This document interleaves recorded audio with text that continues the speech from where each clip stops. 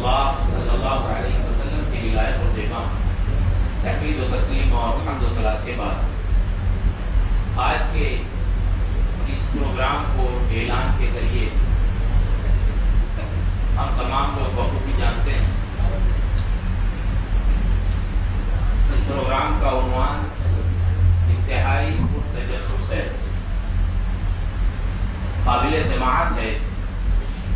الحمدللہ انتظار کی وہ گھڑی ختم ہوئی، پروگرام کا وقت ہوا، لہذا بلا کسی تمہید کے میں مہاراشٹر کے مشہور قاری عبدالمتین فیضی صاحب کو بڑے ہی احترام کے ساتھ مدعو کرتا ہوں کہ وہ تلاوت کلام کے ذریعے اس بزم کا آغاز کریں۔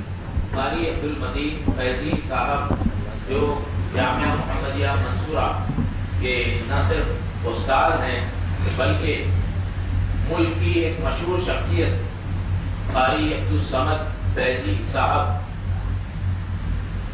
جن سے اس مالیگاؤں ہی نہیں بلکہ دیگر شہروں کے قراء نے فیض حاصل کیا ہے، آپ ان کے بیٹے ہیں۔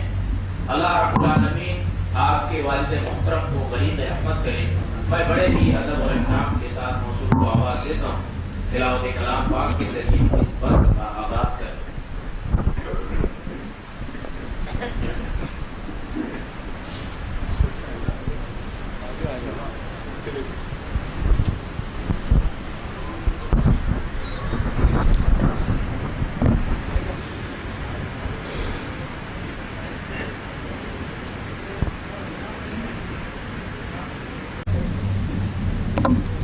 اس کو لگانا ہے کیا؟ تکلیف دے آ رہی ہے۔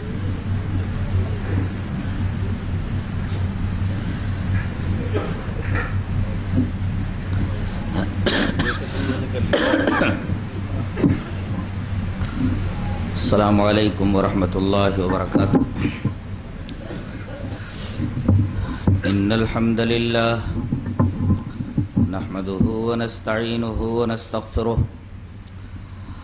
ونعوذ باللہ من شرور انفسنا من سیئات اعمالنا، من يهده الله فلا مضل له ومن يضلل فلا هادي له، واشهد ان لا اله الا الله وحده لا شريك له، واشهد ان محمدا عبده ورسوله۔ يا ايها الذين آمنوا اتقوا الله حق تقاته ولا تموتن الا وانتم مسلمون۔ يا أيها الناس اتقوا ربكم الذي خلقكم من نفس واحدة وخلق منها زوجها وبث منهما رجالا كثيرا ونساء واتقوا الله الذي تساءلون به والأرحام إن الله كان عليكم رقيبا۔ يا أيها الذين آمنوا اتقوا الله وقولوا قولا سديدا يصلح لكم أعمالكم ويغفر لكم ذنوبكم ومن يطع الله ورسوله فقد فاز فوزا عظيما، أما بعد فإن خير الحديث كتاب الله وخير الهدي هدي محمد صلى الله عليه وسلم وشر الأمور محدثاتها وكل محدثة بدعة وكل بدعة ضلالة، الضلالة في النار۔ أعوذ بالله من الشيطان الرجيم، بسم الله الرحمن الرحيم۔ ويسألونك عن الروح قل الروح من أمر ربي وما أوتيتم من العلم إلا قليلا۔ امیر محترم، مجلس میں جلوہ افروز حضرات علماء کرام، محترم بزرگوں، نوجوان بھائیوں، پیارے بچوں، خواتین اسلام،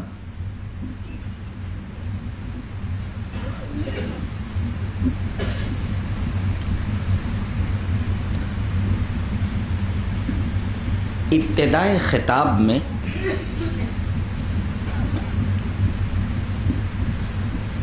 ایک اصول ذہن نشین کر لیا جائے تاکہ اس موضوع کو سمجھنے میں آسانی ہو جائے۔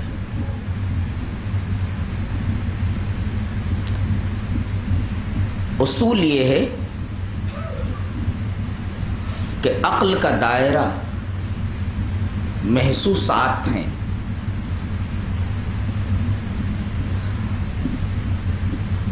اور قرآن حکیم کا دائرہ، شریعت کا دائرہ ما ورائے محسوسات.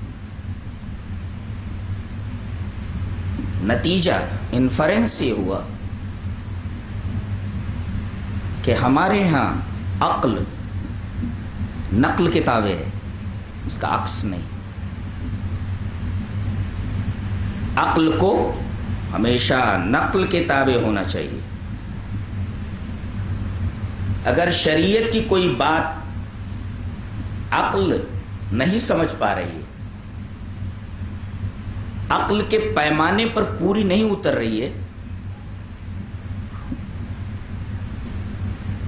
تو عقل کو اور سائنس کو یہ نہیں کہنا چاہیے کہ یہ غلط ہے.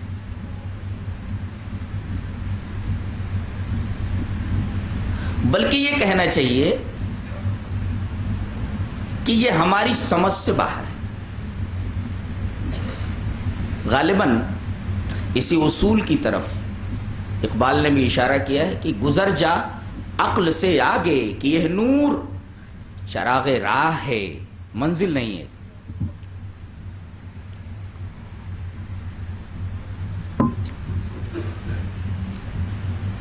ہماری عقل کا پیمانہ سونا تولنے کی میزان ہے، سونا تولنے والی ترازو ہے، اور مذہب، شریعت، قرآن و حدیث دونوں پہاڑ ہیں. ظاہر ہے یہ بہت بڑی حماقت ہوگی انسان کی کہ سونا تولنے والی ترازو سے پہاڑ تولنے کا ارادہ کر بیٹھے. خلاصہ یہ نکلا کہ عقل نقل کے تابع ہے. اگر عقل کو کوئی بات سمجھ میں نہیں آ رہی ہے تو وہ اپنے پیمانے پر نظر ثانی کرے. مذہب کے کسی اصول کے بارے میں، قرآن کے کسی اصول کے بارے میں، حدیث سے صحیح کے کسی ضابطے کے بارے میں دو ٹوک یہ نہ کہے کہ یہ غلط ہے.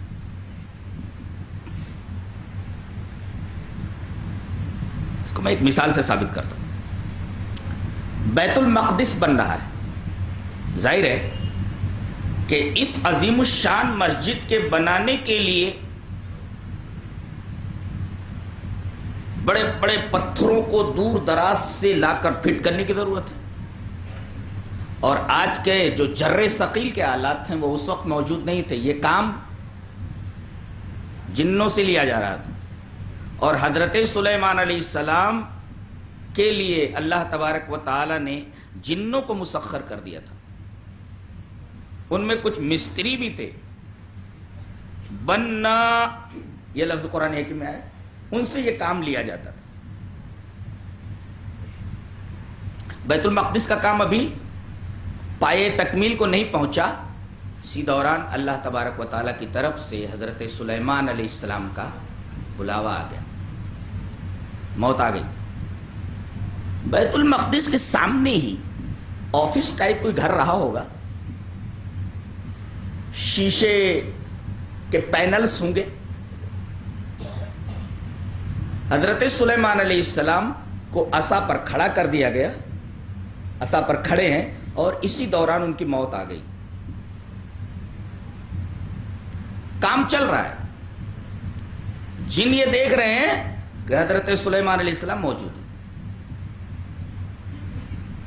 کام ادھر مکمل ہوا، ادھر اللہ تعالی نے حضرت سلیمان علیہ السلام کے اس عصا پر ایک کیڑے کو مسلط کر دیا تھا جو دھیرے دھیرے اس عصا کو کھا رہا تھا. ادھر کام مکمل ہوا اور ادھر عصا نے اپنا دم خم توڑ دیا اور حضرت سلیمان علیہ السلام زمین پر گر پڑے. آئیے اب آیات دیکھتے ہیں. اللہ نے فرمایا فَلَمَّا قَضَيْنَا عَلَيْهِ الْمَوْتَ مَا دَلَّهُمْ عَلَى مَوْتِهِ إِلَّا دَابَّةُ الْأَرْضِ تَأْكُلُ مِنْ سَأَتَهُ فَلَمَّا خَرَّ تبینت الجن ان لو کانوا یعلمون الغیب ما لبثوا فی العذاب المہین. جب ہم نے سلیمان علیہ السلام کی موت کا فیصلہ کر لیا تو ان کی موت کا پتہ کسی کو نہیں چلا. ما دلہم علی موتہ، اللہ سے استثناء ہے. ما دلہم علی موتہ، مر کر کھڑے ہیں، ان کی موت کا پتہ کسی کو نہیں چلا. ما دلہم علی موتہ، کب پتہ چلا؟ جب کیڑے نے ان کا منسا یعنی عصا کھا لیا. الا تاکل دابۃ الارض تاکل من ساتا. اس عصا کے گرنے نے بتایا کہ یہ زندہ نہیں ہے. فلما خر، جب وہ گر پڑے تب جن لوگ مڑے اور کہا کہ یہ کیا ہو گیا. خام کام میں الجھے ہوئے تھے. اگر ہم کو معلوم ہو جاتا کہ یہ پہلے سے مرے پڑے ہیں تو ہم کام وام چھوڑ کر کے بھاگ گئے ہوتے. فلما خر، جب وہ گرے تو تبینت الجن، تب جنوں کو معلوم ہوا. کہنے لگے اللہ کانوا یعلمون الغیب، کاش کہ ہمیں غیب معلوم ہوتا تو ما لبثوا فی العذاب المہین، تو اس رسوا کن تکلیف میں مبتلا کائے کو رہتے، چھوڑ چھاڑ کر کے بھاگ گئے ہوتے. نقطہ یہ ملا کہ انسانوں کے ساتھ جنوں کو بھی غیب کا علم نہیں ہے. بعض لوگ یہ کہتے ہیں کہ بھئی ہمارے پاس موکل ہے، وہ بتا دیتا ہے کہ چیز کہاں رکھی ہوئی ہے. یہ بڑے بڑے جن موجود ہیں. سامنے ایک آدمی مر کر عصا کے اوپر کھڑا ہے، لیکن کسی جن کو یہ معلوم نہیں ہے کہ یہ شخص مر چکا ہے. قرآن حکیم یہ عقیدہ بیان کر رہا ہے کہ غیب کا علم اللہ کے علاوہ کسی کو نہیں، جنوں کو بھی نہیں. جہاں تک موکلین کے مسخر کرنے کا معاملہ ہے، اس کے پیچھے صرف اور صرف معاش ہے، معاد نہیں ہے. صرف اور صرف پیٹ ہے. ایک نقطہ تو یہ معلوم. سائنس کیا کہتی ہے؟ سائنس یہ کہتی ہے کہ ہندوستان میں 2 گھنٹے کے بعد اور دیگر ممالک میں 3 گھنٹے کے بعد لاش پر رائگر مورٹس شروع ہو جاتا ہے. رائگر مورٹس سمجھے؟ What is rigor mortis? سنو، معلوم ہے؟ لاش جب اکڑنے لگتی ہے تو لاش کے اکڑنے کو رائگر مورٹس کہا جاتا ہے. ہندوستان میں 2 گھنٹے کے بعد اور دیگر ممالک میں 3 گھنٹے کے بعد مرے ہوئے آدمی کے اوپر رائگر مورٹس شروع ہو جاتا ہے اور 12 گھنٹے تک پوری لاش اکڑ جاتی ہے. اب یہ مر کر عصا کے اوپر کھڑے ہوئے ہیں اور عرصے دراز تک کھڑے ہیں. سائنس یہ کہتی ہے، خاص طور سے میڈیکل سائنس، کہ قرآن حکیم کا یہ بیان صحیح نہیں ہے، اس لیے کہ رائگر مورٹس 2 گھنٹے کے بعد یا 3 گھنٹے کے بعد شروع ہو جاتا ہے. لاش اکڑ گئی ہے، یہ عصا پر کیسے کھڑی رہ سکتی ہے؟ غلط ہے. یہ قرآن حکیم کہتا ہے یہی صحیح ہے. تم اپنے پیمانے پر نظر ثانی کرو. تم سے غلطی ہو سکتی، مجھ سے غلطی نہیں ہوتی. کیوں؟ اس لیے کہ کسی سائنسداں کو فیکٹ تک پہنچنے کے لیے کئی مرحلوں سے گزرنا پڑتا ہے. پہلا مرحلہ ہائپوتھیسس کا ہے. What is the hypothesis? You know? نہیں معلوم. ہائپوتھیسس کا مطلب ہوتا ہے مفروضہ، ایک چیز فرض کر لی گئی، ایسا ہے، ایسا ہے، ایک ازمپشن ہوتا ہے، اسی کو ہم ہائپوتھیسس کہتے ہیں، اس کو مفروضہ کہتے ہیں، فرض کر لیا گیا. یہ پہلا مرحلہ ہے. دوسرا مرحلہ، اس مفروضے کے اوپر ایکسپریمنٹ کیا جاتا ہے، جس کو ہم تجربہ کہتے ہیں. یہ دوسرا مرحلہ ہے. پہلا مرحلہ ہے ہائپوتھیسس کا، مفروضے کا. دوسرا مرحلہ ایکسپریمنٹ کا، تجربہ کرتے ہیں. یہ مفروضہ ہے، تجربہ کرتے ہیں کیا ایسا ہے. تجربے کے بعد اسے لیب میں لے جاتے ہیں، لیبورٹری میں. یہ تیسرا مرحلہ ہے آبزرویشن کا، مشاہدہ کیا جاتا ہے وہاں. تو پہلا مرحلہ ہائپوتھیسس مفروضہ، دوسرا مرحلہ ایکسپریمنٹ تجربہ، تیسرا مرحلہ ہے لیب میں لے جا کے اس کو آبزرو کرنا. آبزرویشن یہ مشاہدہ ہے. اب مشاہدے کے بعد یہی ایک نتیجہ بار بار آ رہا ہے، تو اب اس نتیجے کے اوپر پہنچنے کے بعد کہتے ہیں کہ اب ہمیں انفرنس مل گیا ہے. یہ نتیجہ ہے، یہ چوتھا مرحلہ ہے انفرنس کا. اس کے بعد پانچواں مرحلہ، اس انفرنس کو، اس نتیجے کو دیگر سائنسدانوں کے ہاں رکھا جاتا ہے. وہ غور کرتے ہیں، ان کے اس غور و فکر کو سسٹمائزیشن آف انفرنس کہتے ہیں، تنظیم نتائج. نتائج کو منظم کرتے ہیں، یہ نتیجہ، یہ نتیجہ، یہ سسٹمائزیشن آف انفرنس، تنظیم نتائج، نتائج کو منظم کرتے ہیں. اور جب تمام سائنسداں اس کو اوکے کر دیتے ہیں تو دیٹ از کالڈ فیکٹ، اس کو کہتے ہیں حقیقت. دیکھیے حقیقت تک پہنچنے کے لیے سائنس کو کن کن مراحل سے گزرنا پڑا. قرآن حکیم کو اور شریعت کو ان مراحل سے نہیں گزرنا پڑتا، وہ جو کچھ کہہ دیتا ہے وہی فیکٹ ہے. یہ فرق ہے عقل میں، سائنس میں، اور قرآن حکیم اور حدیث کے بیانات میں. رائگر مورٹس کی بات آ گئی ہے. اب دیکھیے لاشوں کے اکڑ جانے کا معاملہ میڈیکل سائنس کو بہت بعد میں معلوم ہوا کہ کتنے گھنٹے کے بعد ایسا ہوتا ہے، اور کہاں سے یہ رائگر مورٹس شروع ہوتا ہے. یہ میڈیکل فیکٹ ہے کہ رائگر مورٹس آئی لیڈ سے شروع ہوتا ہے، یہاں سے، پلکوں سے. ہاں، اور یہ حدیث سے ثابت ہے. حدیث اس طرح وان ام سلمۃ رضی اللہ تعالی عنہا قالت دخل رسول اللہ صلی اللہ علیہ وسلم على ابی سلمۃ وقد شق بصره فاغمزه ثم قال ان الروح اذا قبض تبعه البصر. رواہ ابن ماجہ فی کتاب الجنائز. حضرت امام ابن ماجہ رحمہ اللہ اس حدیث پاک کو ابن ماجہ شریف کتاب الجنائز کے اندر لائیں، روایت صحیح ہے. حضرت ام سلمہ فرماتی ہیں کہ ابو سلمہ کا انتقال ہو گیا. نبی کریم صلی اللہ علیہ وسلم آئے، دیکھا کہ یہ مر چکے ہیں لیکن آنکھیں بھی کھلی ہوئی. کسی نے ان کی آنکھیں نہیں بند کی تھی. وقد شق بصرہ، ان کی آنکھیں کھلی ہوئی تھی، پھٹی ہوئی تھی. وقد شق بصرہ، آنکھیں پھٹی ہوئی تھی. نبی کریم صلی اللہ علیہ وسلم نے پہنچتے ہی فاغمزہ، ان کی آنکھیں بند کر دی. اس کا مطلب یہ ہوا کہ اگر آدمی مردے کے پاس پہنچے اور آنکھیں کھلی دیکھے تو سنت یہ ہے کہ اس کی آنکھیں ڈھانپ دے، بند کر دے. نبی کریم صلی اللہ علیہ وسلم نے حضرت ابو سلمہ کی آنکھیں بند کر دی. فاغمزہ، بند کر دیا آپ نے. ثم قال، پھر آپ نے ایک ضابطہ بتایا. کیا؟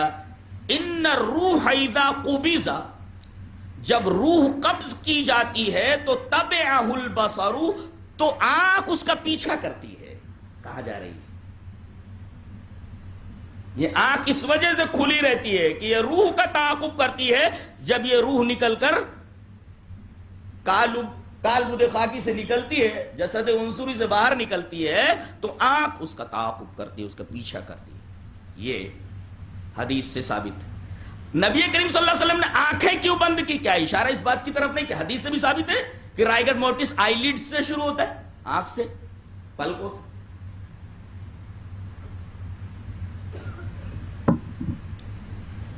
حضرت سلیمان علیہ السلام عصا کے اوپر کھڑے ہیں، عرصے دراز تک کھڑے ہوئے ہیں، اور لوگ یہ سمجھ رہے ہیں، جن یہ سمجھ رہے ہیں کہ یہ زندہ ہے. میڈیکل سائنس کہتی ہے کہ عرصے دراز تک کسی مرے ہوئے آدمی کا عصا کے اوپر کھڑے رہنا یہ امپوسیبل ہے. یہ میڈیکل فیکٹ نہیں ہے. قرآن حکیم یہ کہتا ہے کہ ایسا ہے، یہ فیکٹ ہے. اور ایک نقطہ اور معلوم ہوا حدیث پاک سے کہ دیگر انسانوں کی لاشیں سڑ سکتی ہیں مگر انبیاء کرام کی لاشیں سڑتی نہیں ہیں. اور مٹی کے اوپر حرام کر دیا گیا ہے، ہواؤں کے اوپر حرام کر دیا گیا ہے کہ اس لاش کو ذرہ برابر ضرر پہنچائیں. دلیل یہ حدیث پاک.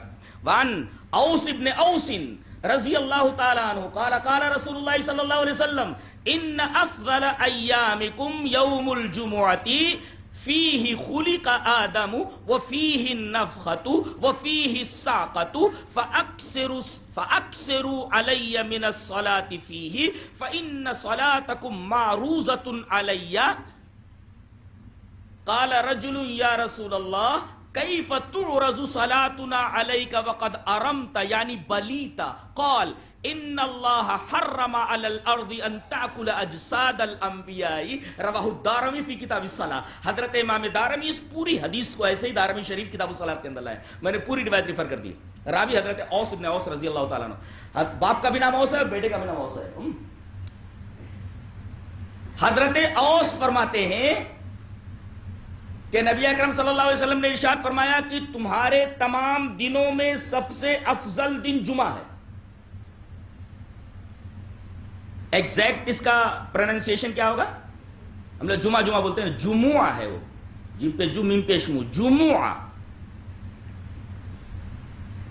تو ان افضل ایامکم یوم الجمعۃ, تمہارا سب سے افضل دن جمعہ کا دن ہے.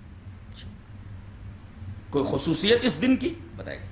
فیہ خلق آدم, یہ وہی دن ہے جس دن حضرت آدم کی تخلیق ہوئی ہے.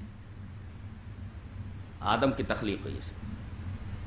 فیہ النفخۃ, اسی دن سور پھونکا جائے گا. وفیہ الصاقۃ, اسی دن لوگ سور سے مر جائیں گے. تو ایسا کرو, جمعہ کے دن خاص طور سے کثرت سے میرے اوپر درود بھیجو.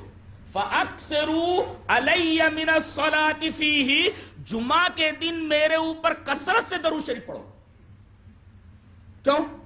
فَإِنَّ صَلَاتَكُمْ مَعْرُوضَةٌ عَلَيَّ, تمہارا جو درود ہے وہ میرے اوپر پیش کیا جاتا ہے. کبھی بھی آدمی پڑھے, یہ نہیں ہے کہ جمعہ کے دن ہی پیش کیا جاتا ہے, یہ مطلب نہیں ہے اس کا. تمہارا درود میرے اوپر پیش کیا جاتا ہے. جمعہ کے دن کثرت سے درود بھیجو, میرے پاس کثرت سے پہنچے گا اس دن کا درود.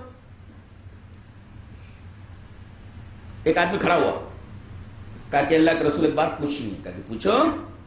کہا کہ کیف تعرض صلاتنا علیہ, ہمارا درود آپ کے اوپر کیسے پہنچے گا؟ کہا کیوں؟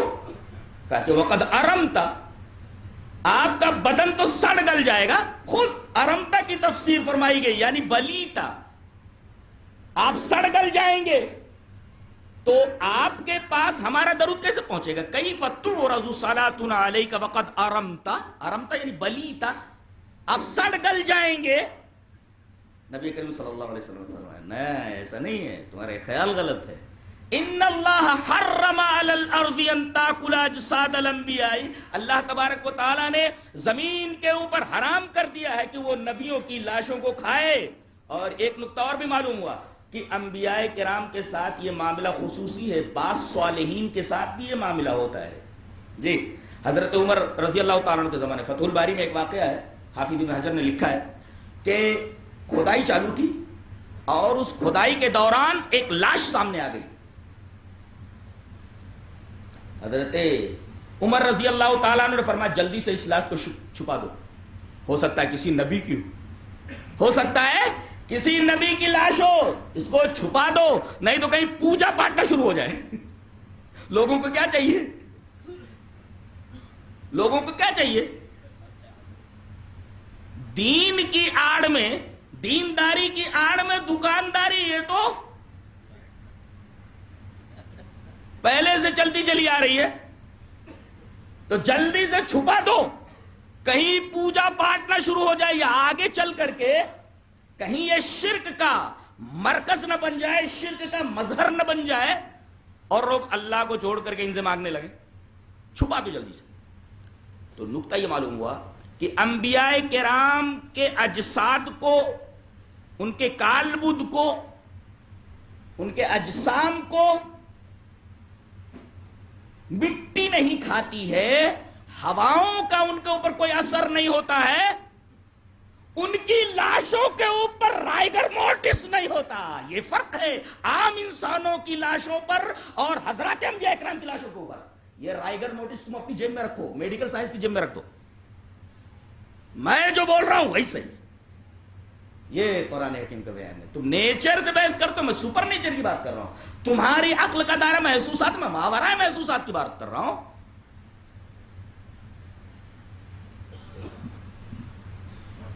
ہم نے اس واقعے سے یہ ثابت کرنے کی کوشش کی ہے کہ عقل ہمیشہ نقل کے تابع ہونی چاہیے، اس لیے کہ عقل غلطی کر سکتی ہے مگر نقل معصوم، اس سے غلطی نہیں ہوتی.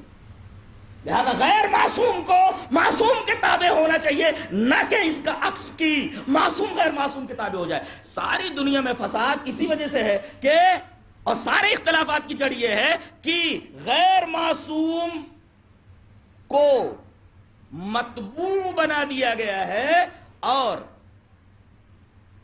معصوم کو اس کا تابع. یہیں سے نقطہ نکلا. ایک طرف کسی شخصیت کا قول ہے، دوسری طرف نبی کریم صلی اللہ علیہ وسلم کی حدیث ہے، نقل ہے، ادھر عقل ہے. معاملہ یہ ہے کہ عقل کو نقل کے تابع کر دیا گیا ہے. یہاں ہونا چاہیے تھا کہ نقل کو، کیا معاملہ کیا ہوا کہ عقل کو نقل کے تابع ہونا چاہیے، نقل کو عقل کے تابع بنا دیا گیا. ہمارا یہ مدعا ثابت ہوا کہ سارے فساد اور سارے اختلافات کی جڑ یہی ہے کہ نقل کو عقل کے تابع بنا دیا ہے. بھئی یہ کس کا قول ہے؟ پیر صاحب کا قول ہے، فلاں شخصیت کا قول ہے، لیکن حدیث تو اس کے خلاف ہے. ہو سکتا ہے ان کی نگاہ میں کوئی حدیث رہی ہو. کتنا شریعت کی بات کو آدمی کتنا لائٹلی لے لیتا ہے، جبکہ یہ چیز ایسی ہے کہ اس کو سیریسلی لیا جائے. تو ہمارا یہ مدعا ثابت ہو گیا کہ عقل کو ہمیشہ نقل کے تابع ہونا چاہیے، اور عقل کی ناک میں وحی الہی کی مہار ڈال دینی چاہیے، وحی الہی کی نکیل ڈال دینی چاہیے، تبھی عقل سیدھے راستے پر چل سکتی ہے. ورنہ قدم قدم پر عقل بہکتی رہے گی. بہکے گی کب نہیں؟ جب اس کی ناک میں وحی الہی کی نکیل لگا دی جائے.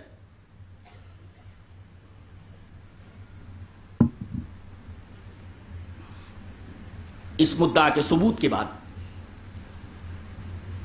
اب ہم آگے بڑھتے ہیں یہ بتانے کے لیے کہ اللہ تبارک و تعالی نے انسان کو بعد میں پیدا کیا، روح پہلے پیدا ہو گئی ہے. پہلے اس پر دلیل اور اس کے بعد روحیں رہتی کیسے ہیں جسم میں آنے سے پہلے، اس پر حدیث پاک. حدیث اس طرح وان انس رضی اللہ تعالی عنہ ان رسول اللہ صلی اللہ علیہ وسلم قال لما صور اللہ آدم فی الجنہ ترکہ ما شاء اللہ ان یترکہ فجعل ابلیس یطیف به ينظر ما هو فلما رآه اجوف عرف انه خلق خلقا لا يتمالك. رواہ مسلم فی کتاب البر والصلۃ والآداب. حضرت امام مسلم اس حدیث پاک کو ایسے ہی مسلم شریف کتاب البر والصلۃ والآداب کے اندر لائے. راوی جیسا کہ معلوم ہوا حضرت انس رضی اللہ تعالیٰ عنہ. حضرت انس فرماتے ہیں کہ رسول اللہ صلی اللہ علیہ وسلم نے ارشاد فرمایا کہ اللہ تعالی نے جب جنت میں حضرت آدم کی صورت بنائی، دیکھیں پہلے تصویر بنا دی گئی مٹی سے، ہاتھ، ناک، کان، پیر، یہ تصویر ہے حضرت آدم کی. یہ کہاں بنائی گئی؟ جنت کے اندر. اس کا مطلب ہم لوگ اصل کہاں کے رہنے والے ہیں؟ جنت. نکلوایا کس نے؟ وہی جس کو ہم نے دوست بنا رکھا ہے، شیطان نے. ہم جنت کے رہنے والے ہیں، اور اس نے ہمارے ماں باپ کو جنت سے نکلوا دیا. ایک آدمی گھر میں ہے اور سازش کر کے اس کو گھر سے نکلوا دیا گیا، ادھر ادھر گھومتا پھر رہا ہے. دوبارہ گھر سے نکلوا دینا یہ مشکل ہوتا ہے، گھر سے باہر نکل جائے دوبارہ گھر میں آنا یہ بہت ہی مشکل ہوتا ہے.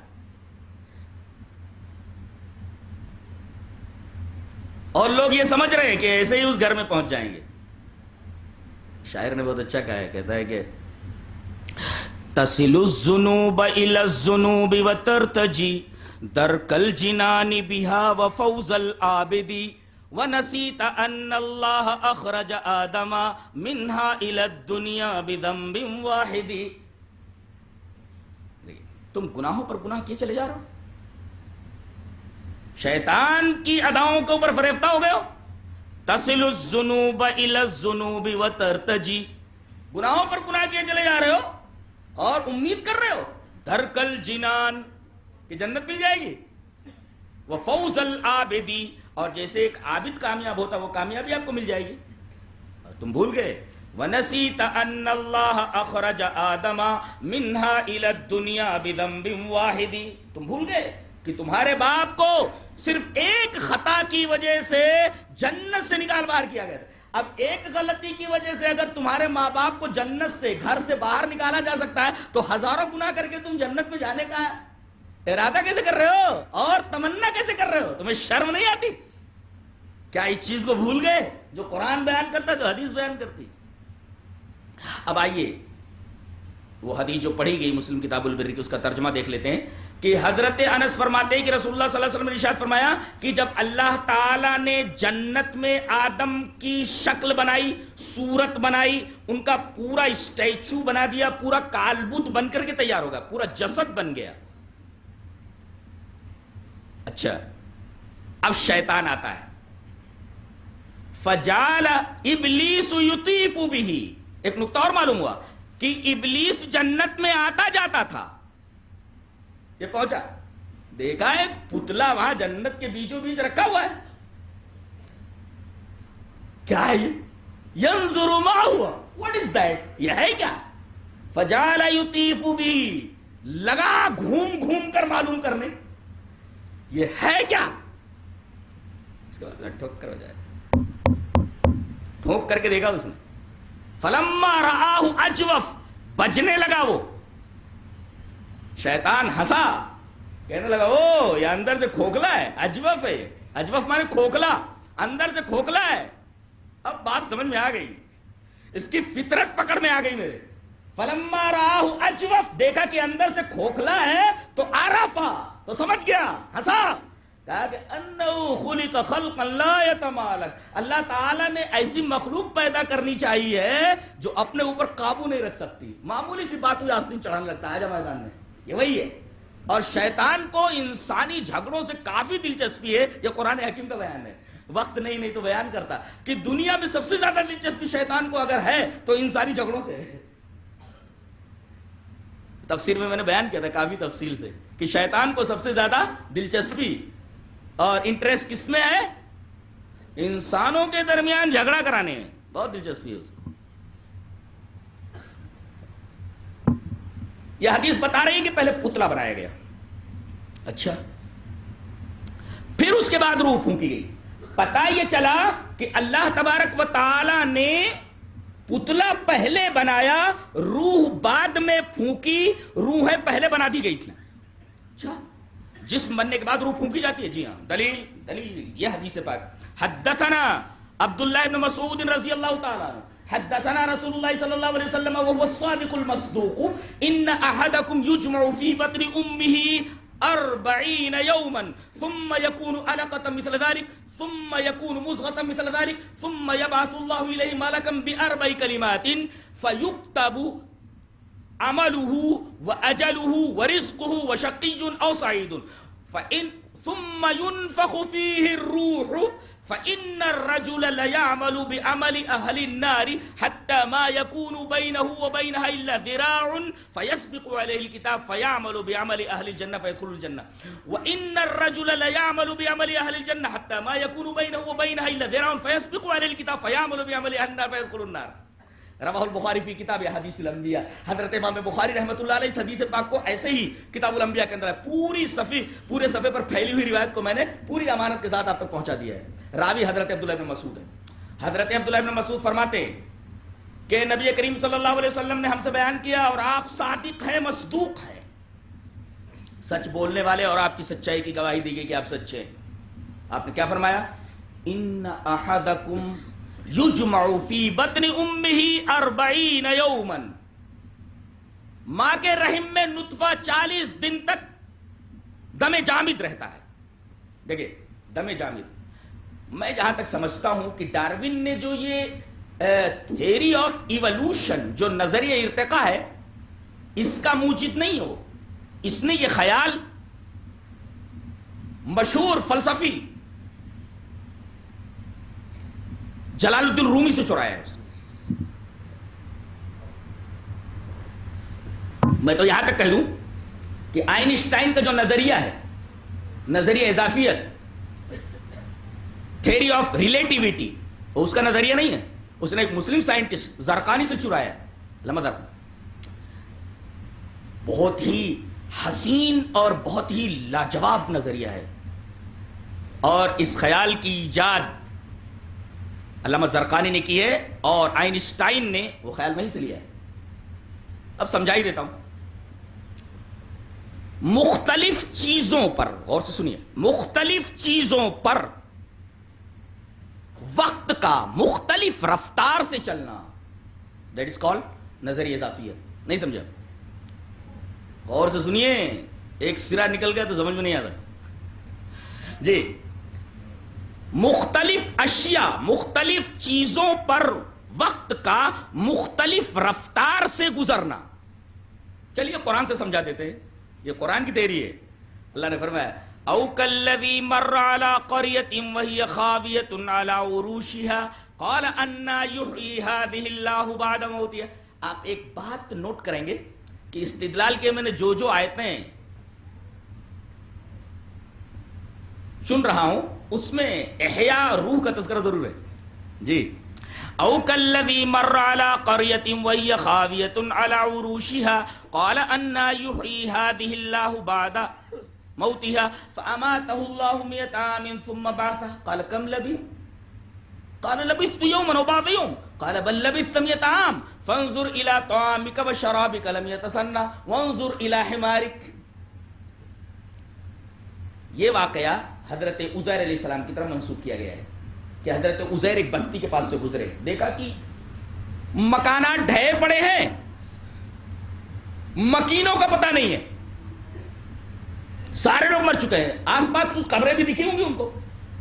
کہنے لگے اے اللہ، اس بستی کے اندر پہلے لوگ رہتے رہے ہوں گے، مکین یہاں رہتے رہے ہوں گے، اب کوئی مکین ہے ہی نہیں، سب مر کر کے ختم ہو گئے، ان کو کیسے زندہ کرے گا؟ ان کی موت کے بعد اس بستی والوں کو کیسے زندہ کرے گا؟ قال انا یحیی ہذہ اللہ بعد موتہا۔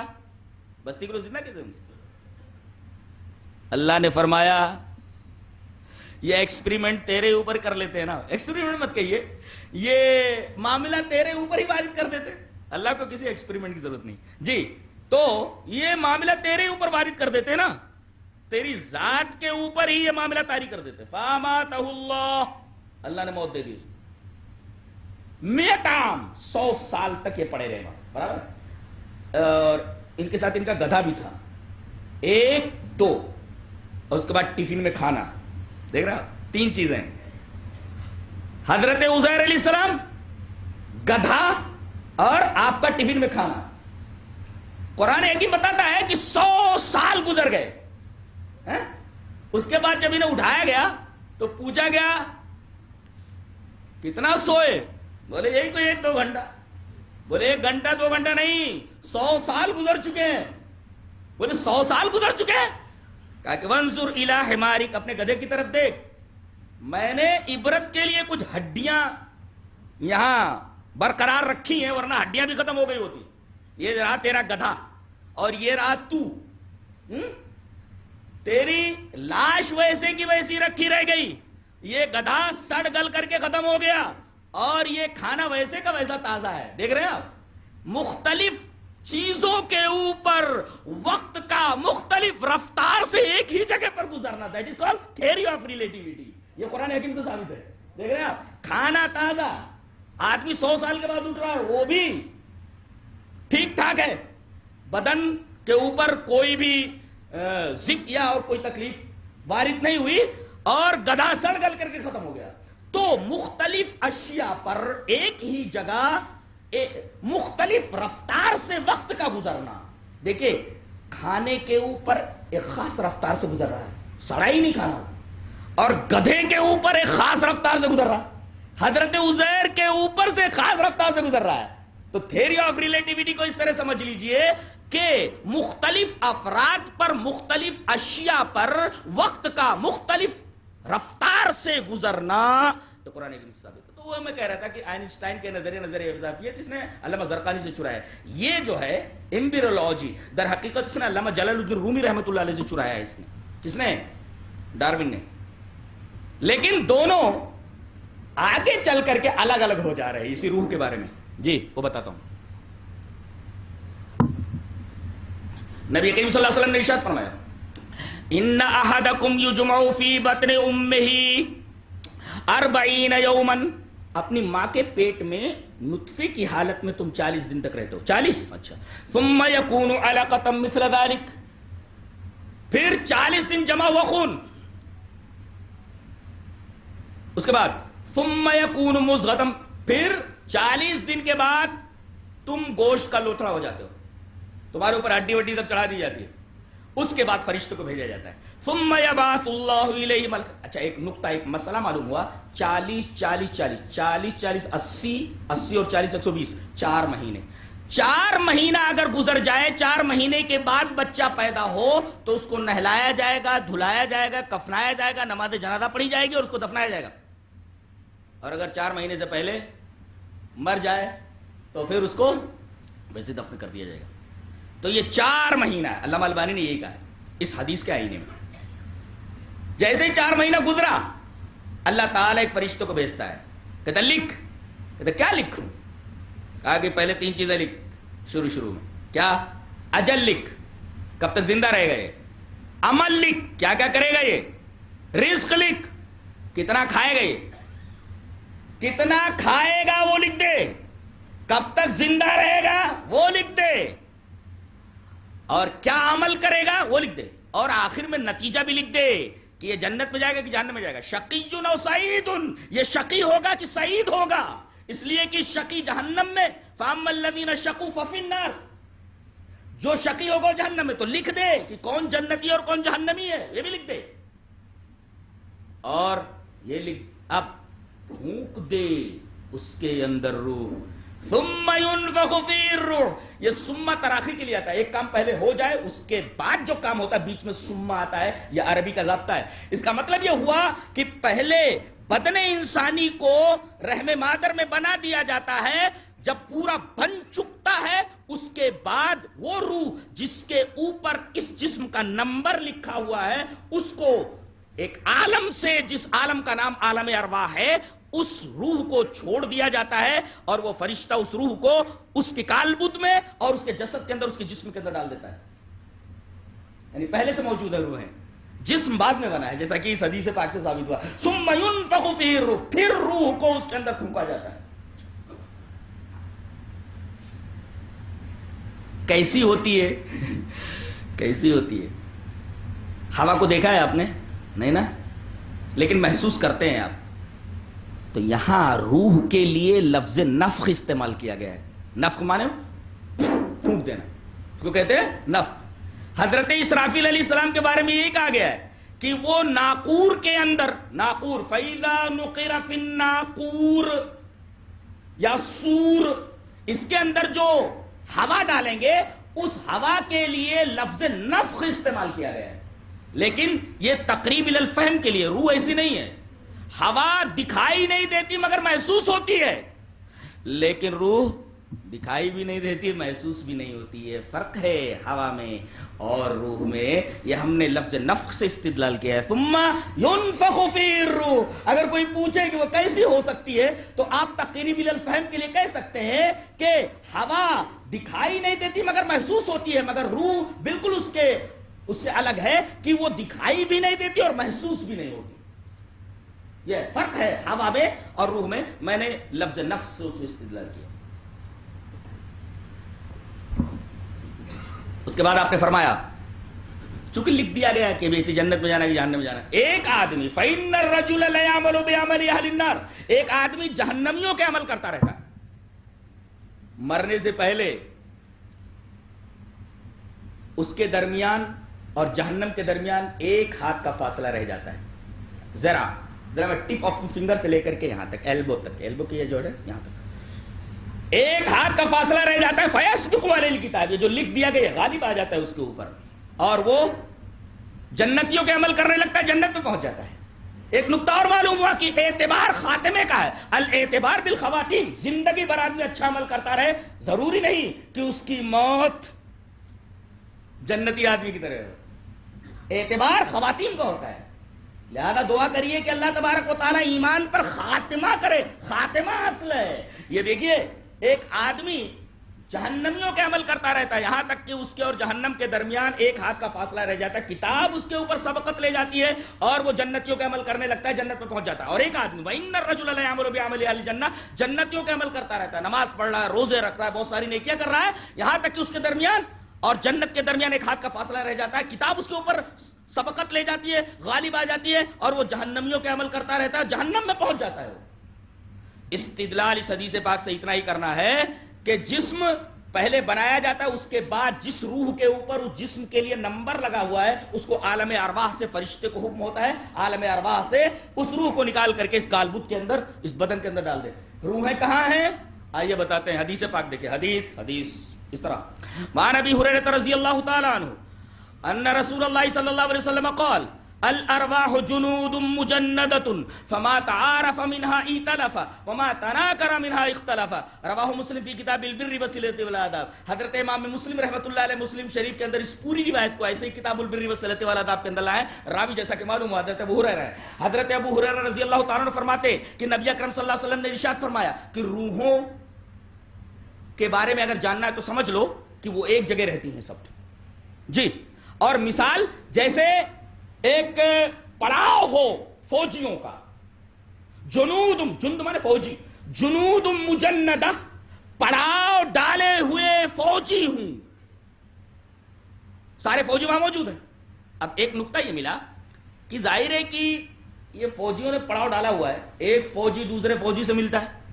تو کبھی کبھی ایسا ہوتا ہے کہ ایک فوجی کو دوسرے فوجی سے انسیت ہوتی ہے, دوسرے فوجی کو دوسرے فوجی سے نفرت ہوتی ہے, ایک قسم کی نامانوسیت ہوتی ہے. ایک سے انسیت ایک سے نامانوسیت,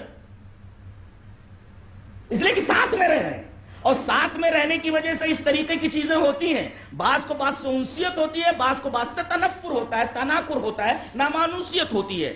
اور عجیب بات تو یہ ہے کہ دنیا میں آنے کے بعد یہ انسیت, یہ مانوسیت اور نامانوسیت دونوں برقرار رہتی ہے. حافظ ابن حجر عسقلانی رحمۃ اللہ نے فتح کے اندر ایک واقعہ نقل کیا ہے کہ ایک عورت مدینہ کے اندر آئی اور وہ ایک عورت کے پڑوس پہ رہنے لگی. دونوں عورتوں میں اتنی محبت تھی کہ دونوں کو ایک دوسرے کے دیکھے بغیر چین نہیں ملتا تھا, دونوں انتہائی ہم مزاج تھی. ان کو دیکھ کر کے حضرت عائشہ رضی اللہ تعالی عنہا نے مسلم کتاب البر کی یہی روایت فرمائی, کہا کہ چونکہ عالم ارواح کے اندر ان دونوں کی اچھی خاصی بنتی تھی, دیکھو یہاں بھی بن رہی ہے. یہ حضرت عائشہ رضی اللہ تعالی عنہا نے بیان فرمایا. اور واقعات بھی اس بات کے شاہد ہیں. میں نے پڑھا کہ امریکہ میں یا میکسیکو کے اندر ایک آدمی کار سے اترتا ہے, دوسرا آدمی اس کے بغل کے اندر کھڑا ہوا ہے, اپنی جیب سے ریوالور نکالتا ہے اور کار سے اترنے والے اس شخص کو شوٹ کر دیتا ہے. لوگ پوچھتے ہیں کہ اس شخص کو تو نے کیوں مارا, تیرا دشمن تھا؟ بولے نہیں, میں تو اس کو پہچانتا بھی نہیں. ارے تو اس کو پہچانتا بھی نہیں, تیرا دشمن بھی نہیں, کچھ لین دین بھی نہیں ہے, تو نے مارا کیوں اس کو؟ کہا مجھے اس کا چہرہ پسند نہیں آیا, مجھے اس کا چہرہ پسند نہیں آیا. میرا خیال ہے کہ عالم ارواح کے اندر یہ تنفر باقی تھا. اس تنفر کا اثر تھا کہ ایک آدمی نے دوسرے آدمی کو بغیر کسی سبب کے, بغیر کسی ریزن کے گولی مار دی. اور حضرت عائشہ رضی اللہ تعالیٰ عنہ کا یہ تفسیرہ انتہائی قابل غور ہے اور انتہائی عظیم الشان. نبی کریم صلی اللہ علیہ وسلم نے ارشاد فرمایا کہ روح ارواح تمام کی تمام یہ جمع شدہ لشکر کی طرح ہیں. فما تعارف منها ائتلف, اگر ایک فوجی کو دوسرے فوجی سے انسیت ہو گئی, ائتلاف ہو گیا تو وہ ائتلاف باقی رہتا ہے. وما تناکر منها اختلف, اور اگر ان کے درمیان نامانوسیت رہتی ہے تو دنیا میں بھی ان کے درمیان اختلاف باقی رہتا ہے. شریعت آتی ہے اسی اختلاف کو ختم کرنے کے لیے, اسی نامانوسیت کو ختم کرنے کے لیے آتی ہے, قلب کی اصلاح کے لیے. تزکیہ نفس اسی کا نام ہے کہ اگر کوئی گڑبڑی ہو گئی ہے تو اس کے ذریعے آپ نفس کا تزکیہ کریں.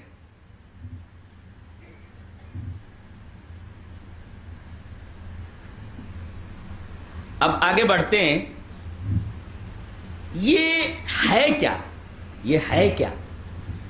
قرآن حکیم نے اس پر کوئی خاص روشنی نہیں ڈالی ہے جی, لیکن جتنی باتیں روح کے بارے میں فرمائی ہیں میرا خیال ہے وہ اتنا کافی ہے.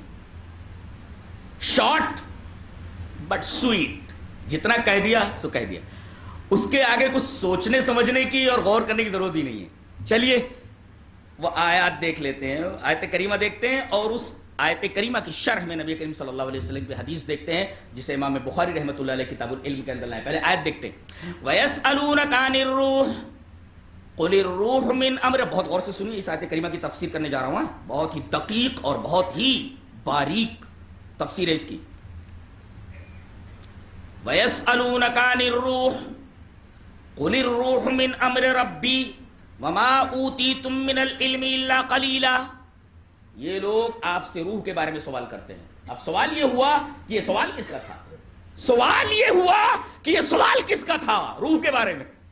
جملہ یاد کیا جائے، سوال یہ ہے کہ یہ سوال کس کی طرف سے تھا، اور نبی نے اس کا جواب کیا دیا؟ آئیے حدیث پڑھتے ہیں۔ حدیث اس طرح، وعن عبد اللہ رضی اللہ تعالیٰ عنہ قال بین انا امشی مع النبی صلی اللہ علیہ وسلم فی خیرب المدینہ وهو يتوکا على اسیب معه فمر بنفر من اليهود فقال بعضهم لبعضهم صلوه عن الروح وقال بعضهم لا تسألوه لا يجيء فيه بشيء تكرهونه فقال بعضهم لنسألنه فقام رجل منهم فقال يا أبا القاسم ما الروح فسكت فقلت إنه يوحى إلي فقمت فلما انجلى عنه قال ويسألونك عن الروح قل الروح من أمر ربي وما أوتيتم من العلم إلا قليلا قال الأعمش هكذا في قراءتنا رواہ البخاری فی کتاب العلم۔ یہ پوری کی پوری روایت ایک لفظ ادھر ادھر ہوئے بغیر پوری کی پوری آپ کے سامنے پیش کر دی گئی۔ راوی حضرت عبداللہ ابن مسعود ہے۔ حضرت عبداللہ ابن مسعود رضی اللہ، یہ ضابطہ ہے کہ جب صرف عبداللہ بولا جائے تو عبداللہ ابن مسعود ہی مراد ہوتے ہیں، اگر اس سے عبداللہ ابن عمر ہو تو آگے ابنیت لگائی جاتی ہے، لیکن خالی عبداللہ اگر بول دیا جائے تو اس میں عبادلہ میں عبداللہ ابن مسعود ہی مراد ہوتے ہیں۔ تو حضرت عبداللہ ابن مسعود رضی اللہ تعالیٰ عنہ فرماتے ہیں کہ میں نبی کے ساتھ چل رہا تھا، بینا انا امشی، کدھر چل رہے تھے وہ؟ جگہ بتا رہے ہیں وہ، فی خیرب المدینہ، یہ خراب کی جمع ہے، خراب مانے ویرانے، ویرانہ، جمع خیرب بروزن قیرب۔ تو مدینہ کے ویران مقامات سے میں نبی کے ساتھ گزر رہا تھا، کچھ ویرانے تھے، ان ویرانوں سے گزر ہو رہا تھا، اور نبی کریم صلی اللہ علیہ وسلم اس وقت کھجور کی ایک ٹہنی، اسیب کہتے ہیں، عین سین یہ بے اسیب، ایک ٹہنی تھی، اس کو ٹیک لگا لگا کر کے آپ چلے تھے، چھڑی کے طور پر استعمال فرما رہے تھے۔ وہ یتوکا علی اسیب معه، آپ کے ساتھ ایک کھجور کی شاخ تھی، اس شاخسار کے اوپر، اس ٹہنی کے اوپر آپ ٹیک لگا لگا کر کے چل رہے تھے، ہم آپ کے ساتھ تھے۔ اچھا آگے گئے، فمر بنفر من اليهود، وہاں کچھ یہودی بدماش بیٹھے ہوئے تھے، دیکھ کر کے کہنے لگے دیکھو محمد آ رہے ہیں، اب ان کو ذرا اٹکاؤ۔ بعض لوگ ہوتے نہیں ہیں، مولوی صاحب بیٹھے ہیں ذرا اٹکاؤ ان کو، کوئی نہ کوئی مسئلہ ایسا پوچھو اٹکے رہے۔ تو علم برائے اس سے عمل کرنا مقصود نہ ہو تو سوال نہیں پوچھ، سوال برائے سوال درست نہیں، سوال برائے علم ہونا چاہیے، سوال برائے عمل ہونا چاہیے۔ یہ آ رہے ہیں ان کو اٹکاؤ، کوئی ایسا مشکل مسئلہ پوچھو کہ اٹک جائے یہ، تاکہ ان کے ساتھ جو لوگ چل رہے ہیں نا ان کے اوپر وعدے ہو جائے، کچھ جانتے وانتے نہیں ہیں، خواہ مخواہ نبوت کا دعویٰ ٹھونک رکھا ہے۔ آن دو، کہا کہ سوال کیا کریں؟ کہا کہ سلو عن الروح، روح کے بارے میں سوال کرو، سب سے مشکل سوال ہے یہ، نبی سے کرو سلو عن الروح۔ تو کچھ لوگوں نے کہا ارے کائے کو مغز ماری کر رہے ہو، ارے کہیں کوئی جواب ایسا آ جائے، یہ تو نبی ہے، یہ کہیں وہی اتر آئے اور سوال کے ضمن میں ہم لوگوں کی حجامت نہ ہو جائے، لا یجیء فیہ بشیء تکرہونہ، ایسی بات آپ بیان کرنے لگے اس سوال کے جواب میں کہ ہم لوگوں کا کوئی عیب کھل جائے، لہٰذا بہتر یہی ہے کہ سوال ان سے نہ کیا جائے. اس کا مطلب یہ ہوا، یہ جملہ بتا رہا ہے کہ نالائقوں کو یقین تھا کہ یہ سچ مچ اللہ کا نبی ہے. لا یجیء فیہ بشیء تکرہونہ، یہ وحی کے ذریعے بات کرتا ہے. اور کوئی ایسی بات نہ کر لے سوال کے جواب میں کہ ہم لوگوں کی ناک کٹ جائے. لیکن ان میں سے چند تھے کہنے لگے نہیں، فقال بعضهم لنسألنہ، پوچھ کر ہی چھوڑیں گے. لنسألنہ، کہا پوچھ لے. فقام رجل منہ، ان میں سے ایک آدمی کھڑا ہوا، کہا کہ محمد ایک سوال کرنا ہے. محمد نہیں بولا، یا ابا القاسم، نام لینا بھی گوارا نہیں کرتے تھے. اتنے شیاطین تھے یہ کہ نبی کا اتنا پیارا نام لینا گوارا نہیں تھا ان کو. اس لیے کہ اگر محمد بولے تو محمد کا مطلب یہ کہ اللہ کے بعد جس شخصیت کی سب سے زیادہ تعریف اس روئے زمین پر ہوئی ہے اور ہوگی اور ہونے والی ہے، کسی اور کی نہیں. محمد جس کی حد درجہ تعریف کی وہ اللہ کے بعد. اب اس سے زیادہ تعریف کی کہ اللہ تبارک و تعالیٰ نے ہر اذان میں، اقامت میں، ایک اذان ہو گئی دوسری اذان جب نماز کے لیے شروع ہوتی اس کے اندر بھی اللہ تعالیٰ نے اپنے نام کے ساتھ اپنے حبیب کا نام ملا لیا ہے. بولو میرے نام کے ساتھ میرے حبیب کا نام ہے، اشہدو ان لا الہ الا اللہ اشہدو ان محمد الرسول اللہ. تو یہ نام نہیں لیتے. کہنے لگے فقال یا ابا القاسم، اے ابو القاسم، قاسم کے ابا، محمد نہیں بول رہے ہیں، اے ابو القاسم. بولے بولو. کہا کہ ایک سوال کرنا ہے. کہا کہ کیا؟ کہا کہ مر روح، واٹ از سول، روح کیا ہے؟ مر روح، روح کیا ہے؟ ماں مانے کیا؟ عربی میں ماں مانے کیا، واٹ کے معنی میں. مر روح، روح کیا ہے؟ نبی کریم صلی اللہ علیہ وسلم خاموش ہو گئے. فسکتا، یہ سکوت اس بات کی دلیل ہے. اور آگے صحابی اس سکوت کی اشارہ کر رہے ہیں. فسکتا فقلت، راوی بولتے ہیں مجھے یقین ہو گیا انہ یوحی الیہ، سوال کے جواب میں وحی نازل ہو رہی ہے. اللہ اکبر. یہ عام انسانوں سے الگ ہستی ہوتی ہے. اسی وجہ سے کہا گیا والنجم اذا ہوا ما ضل صاحبكم وما غوا وما ينطق عن الهوى ان هو الا وحی یوحى. میرا نبی جو بولتا ہے وہ اپنی خواہش سے، نفس سے نہیں بولتا. وہ جو بولتا ہے زبان اس کی ہوتی ہے اور بات عرش والے کی ہوتی ہے. صرف وہ زبان ہے، اس کی زبان سے اللہ کلام کرتا ہے، بات کرتا ہے. وما ينطق عن الهوى ان هو الا وحی یوحى. فسکت، he became silent، خاموش ہو گیا. راوی کہتے ہیں مجھے یقین ہو گیا. فقلت انہ، فقلت انہ، قال کے بعد انہ، فقلت انہ یوحى الیہ. اب وہی نازل ہو رہی ہے آپ کے اوپر.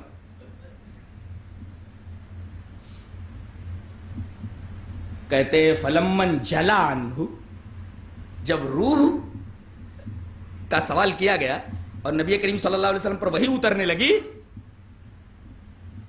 جب یہ وحی کا معاملہ ختم ہوا. فلمن جلا عنہ، جب تک آپ وحی کی حالت میں رہے، بالکل سکون میں رہے، سکوت میں رہے، جب یہ حالت ختم ہوئی، یہ کیفیت ختم ہوئی، آپ نے فرمایا تمہارے سوال کا جواب یہ ہے.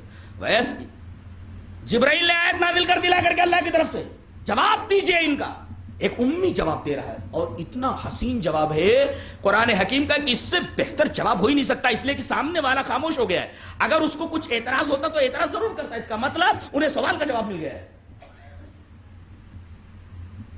سوال کے جواب میں سوال کرنے والے سائلین کی خاموشی اس بات کی دلیل ہے کہ انہیں جو کچھ پوچھنا تھا وہ پوچھ چکے، ان کا جواب مل چکا. نہیں تو اعتراض کرتے، اعتراض نقل کیا جاتا، سوال پر سوال کیا جاتا. لیکن یہاں سوال کے جواب میں وہ خاموش ہے. وَيَسْأَلُونَكَ عَنِ الرُّوحِ، یہ آیت کریمہ دلیل میں پیش کی گئی. تمہارے سوال کا جواب یہ ہے جو اللہ دے رہا ہے. ایک امی سے دنیا کے سب سے مشکل مسئلے کے بارے میں سوال کیا جا رہا ہے. اللہ اکبر.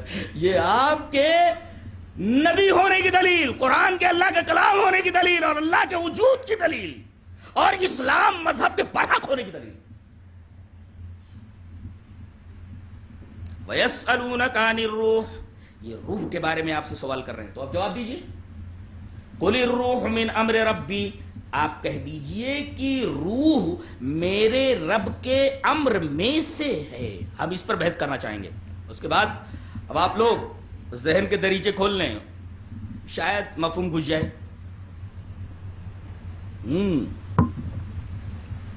قرآن حکیم کی اس آیت کے اوپر ہم آسانی سے گزر جاتے ہیں، لیکن جو جو الفاظ استعمال کیے گئے ان کے اوپر غور کر لیا جائے تو روح کی حقیقت سمجھ میں آ جاتی ہے جتنا سمجھنا ہے.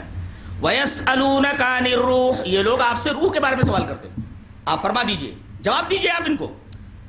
الروح من امر ربی، روح میرے رب کے امر میں سے ہے.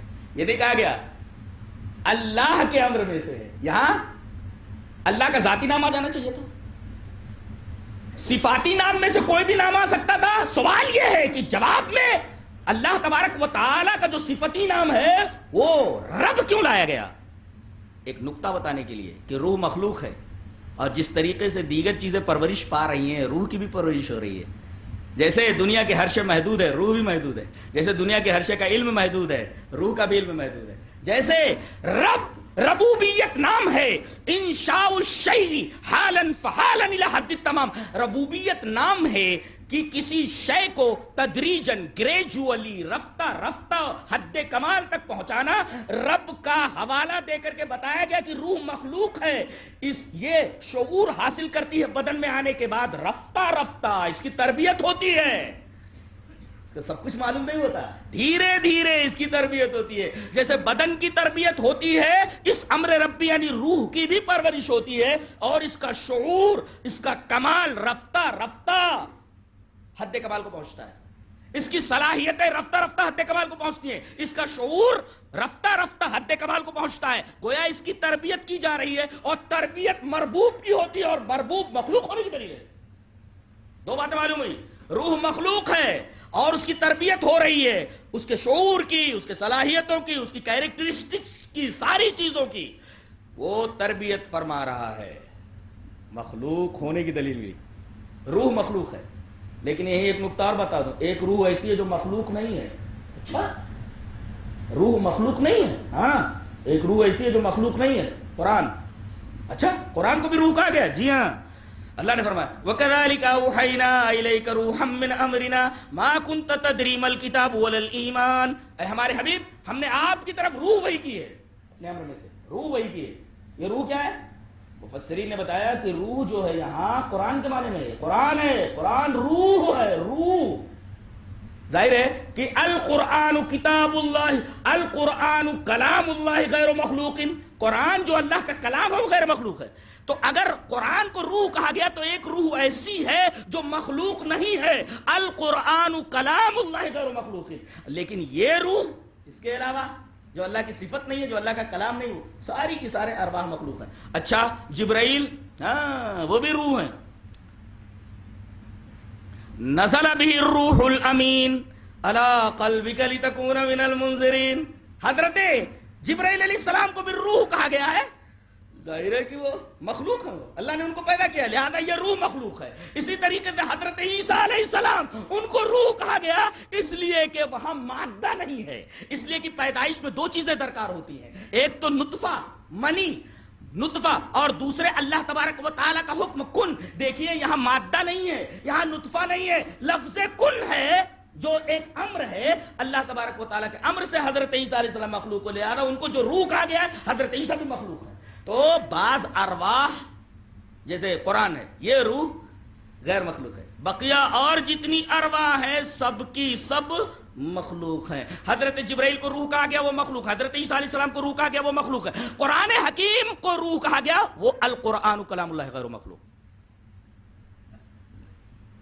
اور ایک بات اور بتا دیتا ہوں، یہ نقطہ لے کر کے جاؤ اس محفل سے، اور عجیب و غریب نقطہ ہے، شاید آپ کو کہیں نہ ملے.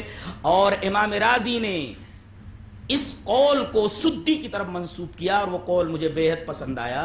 امام رازی نے اس قول کو سدی کی طرف منسوب کیا ہے، اور وہ قول مجھے بے حد پسند آیا. اولئک کتب فی قلوبہم الایمان وأیدہم بروح منہ. وأیدہم بروح منہ، صحابہ کرام کی عظمت بیان کرتے ہوئے اللہ فرمایا یہ وہ ہیں صحابہ جن کے دلوں میں اللہ نے ایمان لکھ دیا ہے. شیعوں کی تردید ہو گئی. ارے بھائی، بچے جب تختی کے اوپر کوئی چیز لکھتے ہیں تو بعد میں لے جا کر اس کو پتوڑ دیتے ہیں اور اس کو صاف کر دیتے ہیں. لیکن اللہ کا نکاح کوئی پتوڑ نہیں سکتا، کوئی صاف نہیں کر سکتا. لکھ دیا تو ختم.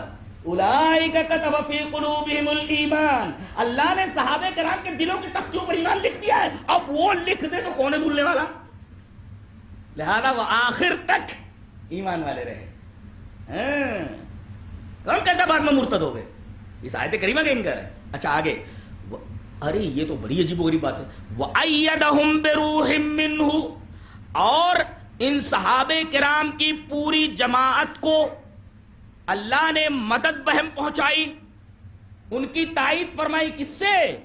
بِرُوحٍ مِّنْهُ، ہو کی ضمیر روح کی طرف لوٹ رہی ہے، ایمان کی طرف، ایمان کی طرف، یعنی روح ایمان سے ان کی تائید فرمائی. اس کا مطلب اگر ایمان میں بھی روح نہ ہو تو ایمان بیکار ہے. ایمان اس کے اندر روح بھی اچھی بات ہے. آپ کو حیرت نہیں ہوئی؟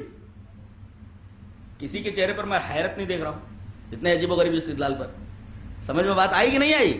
ایک ہے ایمان جو جنت میں لے جائے گا، اور اس ایمان کی بھی ایک روح ہے. اسی وجہ سے سدی نے کہا ایک ہو کی ضمیر ایمان کی طرف لوٹ رہی ہے، یعنی اللہ تعالیٰ نے ان کے ایمان کے اندر روح ڈال دی تھی، یہ روح برابر رہی. اس کا مطلب ایمان میں روشنی ہو ہی نہیں سکتی جب تک کہ اس کے اندر روح موجود نہ ہو. نقطہ یہ نکلا ادب کا بھی کہ روح یہ زندگی کا تلازمہ ہے، ایک پراسراریت کا تلازمہ ہے. جہاں روح بولی جائے وہاں پر یہ سمجھا جائے کہ یہاں قوت مراد ہے، طاقت مراد ہے، یا یہ مسٹری مراد ہے. اس کے اوپر پیچیدگیوں کا، اسرار کا دبیز پردہ پڑا ہوا ہے.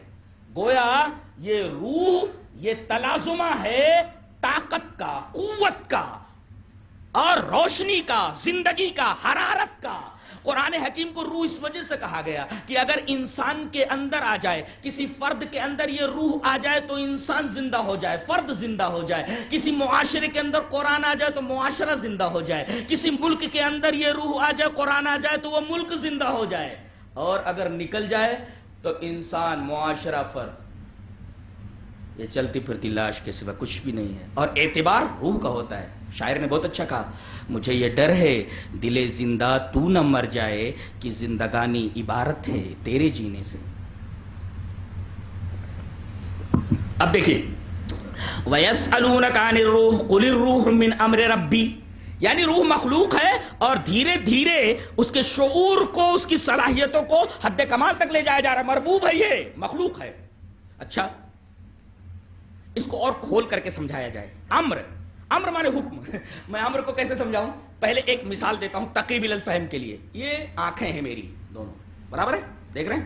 آنکھیں ہیں، یہ جسم ہے. یہ میری دونوں آنکھیں جسم ہیں.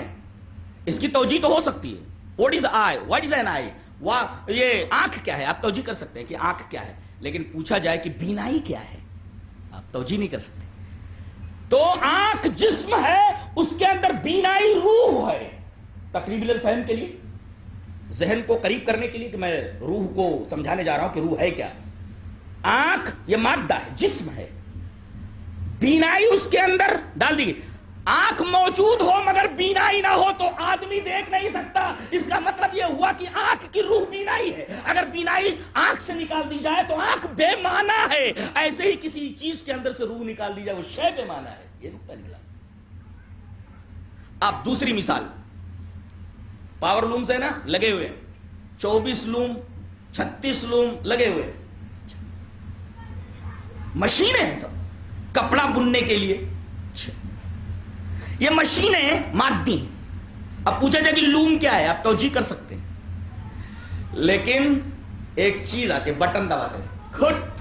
یہ کھٹ یام رہے، یہ کھٹ. اب کھٹ کرنے سے ایک چیز جاتی ہے لوموں کے اندر، اور لوم یہ زندگی پا لیتے ہیں اور متحرک ہو جاتے ہیں. اس کا مطلب ہے کہ یہ مادے کے اندر حرکت، قوت، طاقت اور کام والا بنا دیتے ہیں. لوم کام نہیں کر سکتا جب تک کرنٹ نہ ہو. اس کا مطلب روح. ایک لطیفہ سنا دیتا ہوں تاکہ اگر آپ لوگ سو رہے ہو تو جاگ جائیں. ادھر کوئی سوتا نہیں ہے، تقریر میں کوئی سوتا نہیں ہے، نیند آئی نہیں سکتی. جی آدمی جب بڈھا ہو جاتا ہے تو سب سے زیادہ فکر بہو کو ہوتی ہے کہ کب بڈھا یہاں سے چلا جائے. بہو جی ابا چائے نہیں لائی بیٹا, لائی ابا لائی. دن بھر بڈھا ٹٹر کرتا رہتا ہے, مرتا بھی نہیں کپتا بھی نہیں. اب وہ بڈھا ایک دفعہ لیٹ گیا, چائے لے کر کے بہو آئی, دیکھا تو حص و حرکت ہے ہی نہیں, ہلایا ڈلایا, بہت خوش ہو گئی, لگتا گئے. لیکن اب اس کو کلیئر کر لیا جائے کہ بھئی یہ زندہ ہے نہیں مر گئے. ڈاکٹر کو بلایا گیا. ڈاکٹر بھی عجیب و غریب ٹائپ کا تھا, اس نے اس کا پیر دیکھا اور کہا کہ یہ اس کے پیر بالکل پہلے ہی کی طرح ہے, ہاتھ بھی بالکل ٹھیک ٹھاک. آنکھوں کو پلٹ کر کے دیکھتا ہے, آئی لڈس کو, آنکھیں بھی بالکل ٹھیک ٹھاک ہیں. بہو نے جھنجھلا کر کے کہا رہے ڈاکٹر ساری چیزیں جب ٹھیک ٹھاک ہے تو کیا ہوا؟ بولے صرف جان نکل گئی ہے. صرف جان نکل گئی, اصل تھا, اصل چیز تو جان تھی نا. اس کے بعد تو بیکار ہو گیا بڈھا. جب تک روح تھی, جب تک جان تھی, تب تک یہ بڈھا زندہ تھا. نکلتے ہی وہ بیکار ہو گیا, اب تو کچھ بھی نہیں کر سکتا. تو اچھا یہ بتائیے کہ جب کرنٹ آ جاتا ہے اور لوم حرکت میں آ جاتا ہے, یہ بٹن دبانا یہ امر ہے. یہ امر, کوئی پوچھے کہ امر کیا ہے, بولے بٹن دبانا. بولے بٹن دبانا, ہاں یہ امر. اللہ تعالیٰ نے حکم دے کر, تو کر کا مطلب بٹن دبا. Switch the fan off, switch the fan on, پٹ سے کہ یہ امر ہوا, حکم کر. اب اس کے بعد اس حکم سے جو چیز نکلی ہے وہ آج تک کسی کی سمجھ میں نہیں آئی. روح کیا سمجھ میں آئی؟ کرنٹ کسی کی سمجھ میں آیا؟ کسی کی سمجھ میں آیا؟ ہے تار سامنے ہے, دکھائی دیتا ہے نہیں, کھٹا ہے کہ میٹھا ہے کہ لال ہے کہ پیلا ہے, کوئی شکل نظر نہیں آتی. لیکن ہمیں معلوم ہے کہ اس تار کے اندر کوئی نہ کوئی چیز ہے جو حرکت دے رہی ہے لوگوں کو, اگرچہ سمجھ میں نہیں آ رہی کہ کیا چیز ہے, اگرچہ سمجھ میں نہیں آ رہا ہے کہ وہ اس کی شکل کیا ہے, اس کی کیفیت کیا ہے, مگر ہم مانتے ہیں کہ وہ چیز ہے, اس لیے کہ لوم حرکت میں. یہیں سے معلوم ہوا کہ اگر قانون موجود ہے تو مقنن کا وجود ضروری ہے. اگر لوم چل رہے ہیں تو اس کا مطلب کرنٹ موجود ہے. یہ عالم چل رہا ہے, ایک تنظیم کے ساتھ چلانے والا موجود ہے. اللہ کے وجود کی دلیل معلوم ہے, لیکن کرنٹ سمجھ میں نہیں آتا. کرنٹ کیا ہے؟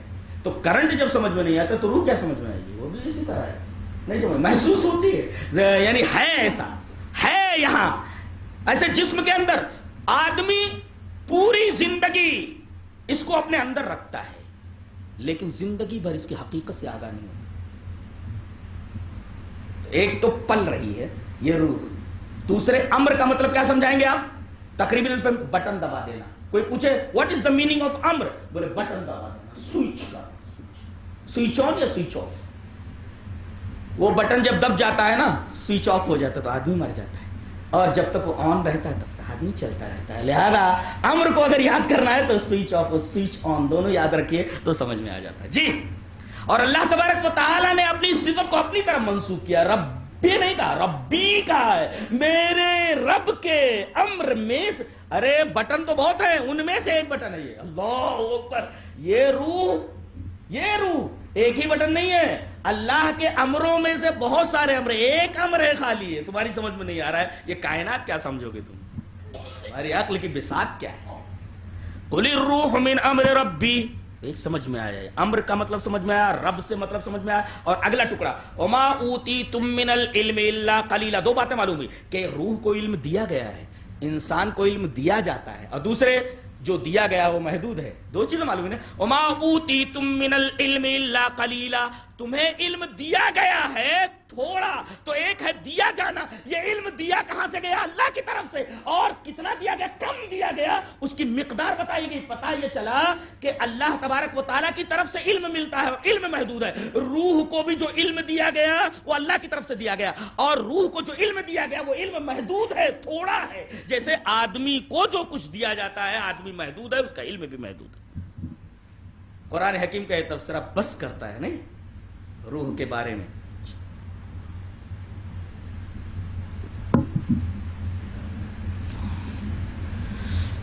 یہ ایک نہ سمجھ میں آنے والی چیز ہے. آدمی مر گیا, بہت اچھی حدیث بیان کرنے جا رہا ہوں. لاش رکھی ہوئی ہے مگر روح ہے, روح ہے اس میں. ہاں, مر گیا, کھاٹ کے اوپر رکھا ہوا ہے, اچھا روح ہے اس میں, ہاں ہے, لے کر چل رہے ہیں, روح ہے. دلیل یہ حدیث پاک. وان سعید المقبوری, عن ابیہ انہ سمع ابا سعید الخدری ان رسول اللہ صلی اللہ علیہ وسلم قال اذا اذیت الجنازة واحتملها الرجال على اعناقهم فان كانت صالحة قالت قدموني وان كانت غير صالحة قالت يا ويلها اين يذهبون بها يسمع صوتها كل شيء الا الانسان ولو سمعه لصيق. رواه البخاری فی کتاب الجنائز. حضرت امام بخاری حدیث پاک کو ایسے کتاب الجنائز کے اندر لائے. حضرت ابو سعید خدری فرماتے ہیں کہ رسول اللہ صلی اللہ علیہ وسلم نے ارشاد فرمایا کہ آدمی مر گیا, اب اس کو نہلا لیا گیا, نہلانے کے بعد اسے کفن پہنا دیا گیا.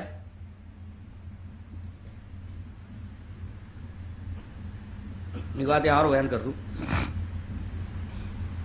کسی سفر پہ آپ روانہ ہوتے ہیں نا تو آئیڈینٹی کی ضرورت ہوتی ہے.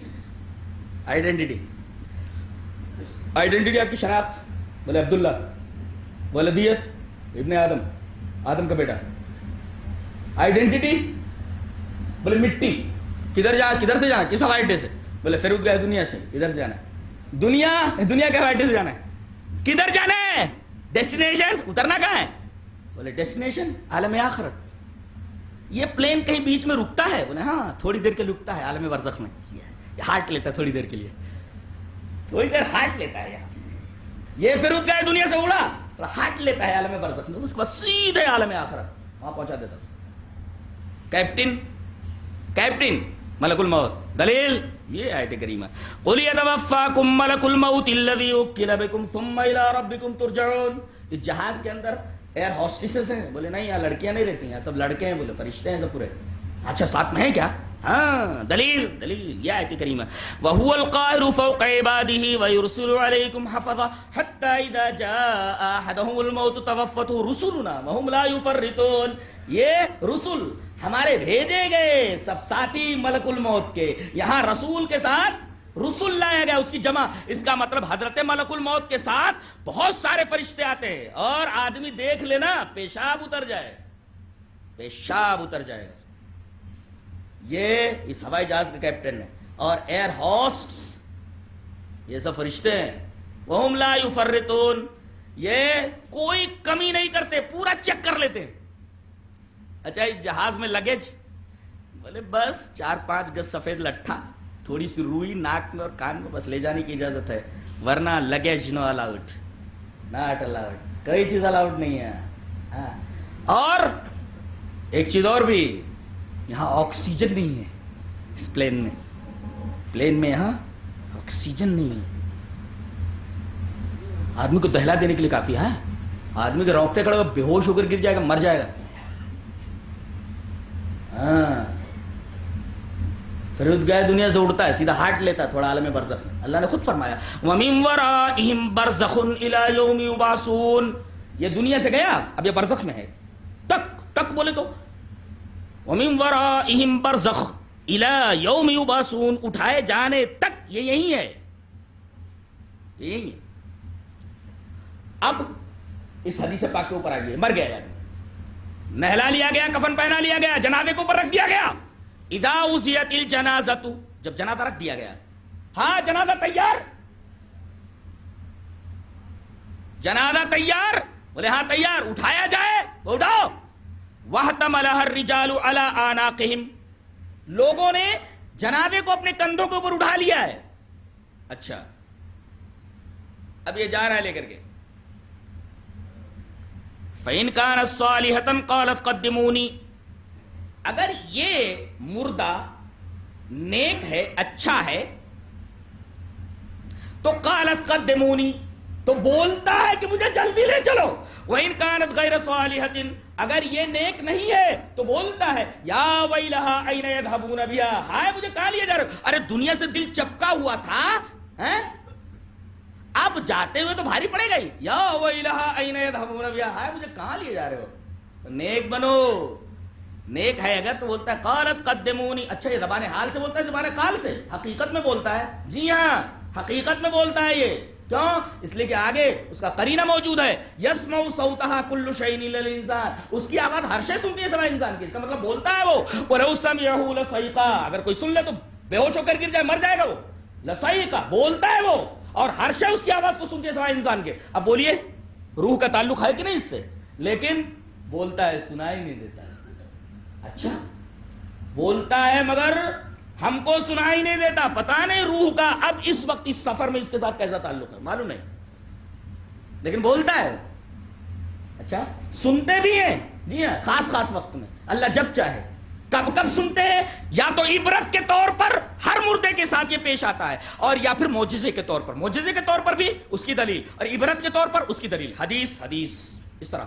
وعن انس رضی اللہ تعالی عنہ عن النبی صلی اللہ علیہ وسلم قال ان العبد اذا وضع في قبره وتولى عنه اصحابه انه لا يسمع قران عليهم. رواه البخاری فی کتاب الجنائز.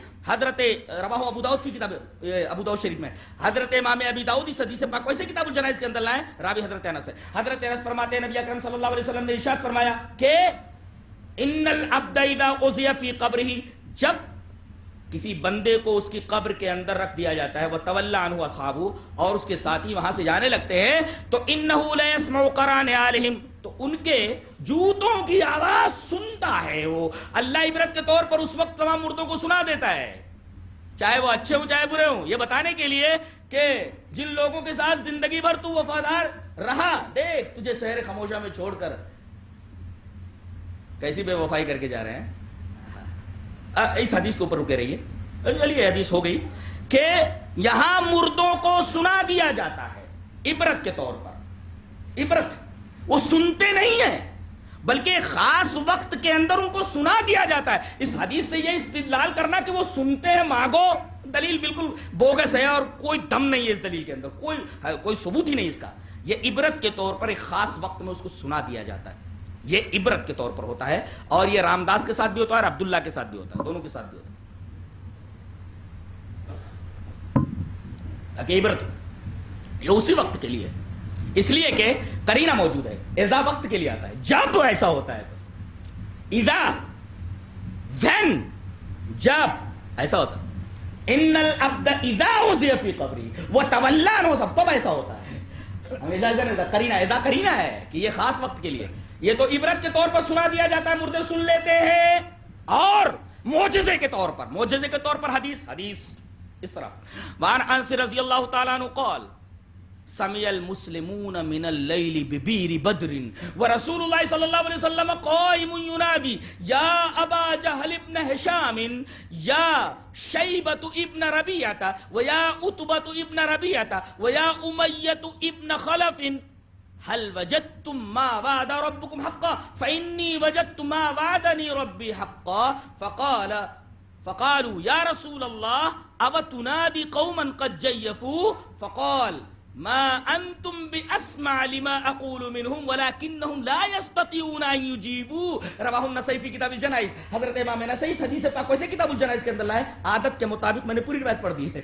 حضرت انس فرماتے ہیں کہ بدر کی لڑائی ختم ہو گئی اور بڑے بڑے جو سرداران مکہ تھے ان کو پکڑ کر کے بدر کے اندر جو ایک کنواں تھا اندھا, اس کے اندر ڈال دیا گیا. سمع المسلمون من اللیل ببیر بدر, بیر means well, کنویں کے اندر ڈال دیا. رسول اللہ صلی اللہ علیہ وسلم کنویں کے پاس آئے. ورسول اللہ صلی اللہ علیہ وسلم قائم ینادی, آپ کھڑے ہیں کنویں کی مڈیر پر کھڑے ہو کر کے آپ بول رہے ہیں, آواز لگا رہے ہیں, ینادی پکار رہے ہیں. کیا پکار رہے ہیں؟ یا ابا جہل ابن ہشام, اے ہشام کے بیٹے ابو جہل, وَيَا شَيْبَةُ ابن ربیعہ, اے ربیہ کے بیٹے شیبہ. بڑا غرہ تھا تمہیں اپنی قوت کے اوپر. وَيَا شَيْبَةُ ابن ربیعہ, اے ربیہ کے بیٹے شیبہ. وَيَا أُمَيَّةُ ابن خلف, اے خلف کے بیٹے امیہ. اس کے بعد کہتے ہیں نبی کو, هَلْ وَجَدْتُمْ مَا وَعَدَ رَبُّكُمْ حَقًّا, اللہ نے تم سے جو وعدہ کیا تھا تمہیں مل گیا نا. کیوں؟ اس لیے کہ فَإِنِّي وَجَدْتُ مَا وَعَدَنِي رَبِّي حَقًّا, اس لیے کہ اللہ نے جو مجھ سے وعدہ کیا تھا وہ تو میں نے پا لیا. تم لوگوں نے پایا کہ نہیں پایا؟ سوال میں جواب ہے, تمہیں مل گیا ہے, مجھے بھی مل گیا ہے. اللہ نے جو وعدہ مجھ سے میرے ساتھ کیا تھا مجھے مل گیا. فَإِنِّي وَجَدْتُ مَا وَعَدَنِي رَبِّي حَقًّا, اور تم هَلْ وَجَدْتُمْ مَا وَعَدَ رَبُّكُمْ حَقًّا. اب صحابہ کرام جو سن رہے ہیں کنارے آگے چپ چاپ کھڑے ہیں, نبی بات کر رہے ہیں, آواز دے رہے ہیں ان کو. قالوا یا رسول اللہ وتنادی قوما قد جیفوا, اے اللہ کے رسول آپ ایسے لوگوں سے بات کر رہے ہیں جو مر چکے ہیں, جیف، جیفا کا مطلب ہوتا مردہ ہو جانا، سڑ جانا. یہ تو کنویں میں بڑے بڑے سڑ گئے ہیں، ان سے آپ بات کر رہے ہیں؟ آپ کی بات سن رہے ہیں کیا؟ یہ آپ نے فرمایا ما انتم باسمع لما اقول منہم، لما اقول منہم، جو میں ان سے کہہ رہا ہوں، ما انتم باسمع، تم سے زیادہ سن رہے ہو. دیکھیا تم سے زیادہ سن رہے ہیں وہ. لیکن وَلَكِنَّهُمْ لَا يَسْتَطِيعُونَ أَن يُجِيبُوا، لیکن جواب دینے کی استطاعت نہیں ہے. اس کا مطلب اگر آواز پہنچا بھی دی جائے تو مردہ ادھر سے کچھ رسپانس نہیں دے سکتا. یہ حدیث پاک سے ثابت ہے. سنا بھی دیا جائے تو رسپانس نہیں ہے، ادھر سے رسپانس نہیں دے سکتے. اس لیے کہ آخری ٹکڑا یہی ہے وَلَكِنَّهُمْ لَا يَسْتَطِيعُونَ أَن يُجِيبُوا.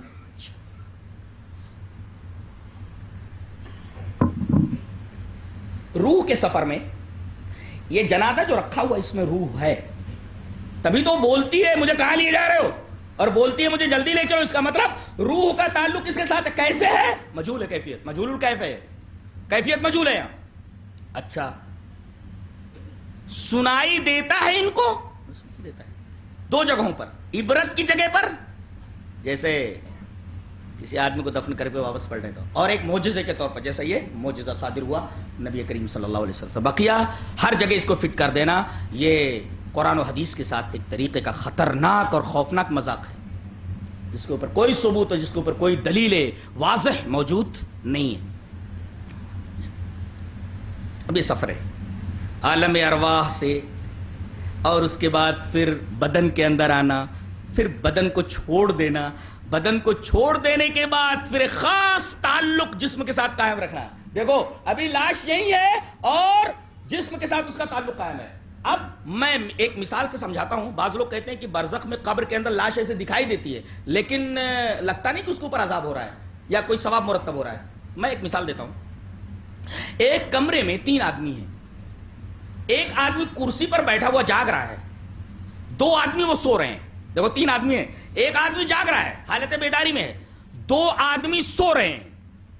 اب ایک آدمی اپنے خواب میں کیا دیکھتا ہے کہ مرغے کھا رہا ہے، حلوے کھا رہا ہے، قسم قسم کی نعمتیں اس کے سامنے رکھی ہوئی ہیں، خواب میں کھا رہا ہے وہ. اور اس تنعم کے، اس لذت کے آثار اس کے چہرے کے اوپر، اس کے بدن کے اوپر مرتب ہو رہے ہیں. آدمی دیکھ سکتا کھا رہا ہے، چہرے کے اوپر آثار کھا رہا ہے، کچھ آثار بھی دکھ رہے ہیں اس کے چہرے کے اوپر. اور ایک آدمی ایسا ہے کہ اس کو بچھو نے گھیر رکھا ہے، سانپوں نے گھیر رکھا ہے، وہ ہیبت میں مبتلا ہے، پریشان ہے. اس کی پریشانی کے آثار بھی ہویدا ہیں اس کے چہرے سے، اس کے جسم سے. اور ایک آدمی جاگ رہا ہے. اب بتائیے یہ جو جاگ رہا ہے آدمی، اس آدمی کی کیفیت سے واقف ہے جو آدمی خواب کے اندر حلوے اور ماڑے کھا رہا ہے؟ کیا یہ آدمی اس آدمی کی کیفیت سے واقف ہے جس کو سانپوں نے گھیر رکھا ہے؟ یا یہ اس کے حالات سے واقف ہے؟ قطعاً نہیں. یہ دونوں جاگنے والے کے حالات سے واقف ہے؟ قطعاً نہیں. ایسے ہی معاملہ ہے. اگر موجود ہے اس کی لاش کیریوں کے اندر سامنے ہے تو یہ نہیں کہا جا سکتا کہ اس کے اوپر عذاب نہیں ہو رہا ہے. ہم جاگ رہے دیکھ رہے ہیں مگر وہ تو پتہ نہیں کیسی کیسی کیفیت محسوس کر رہا ہے. ہم کو کیا معلوم؟ روح کا تعلق ہے اس سے، روح کا تعلق اب بھی اس کے ساتھ ہے.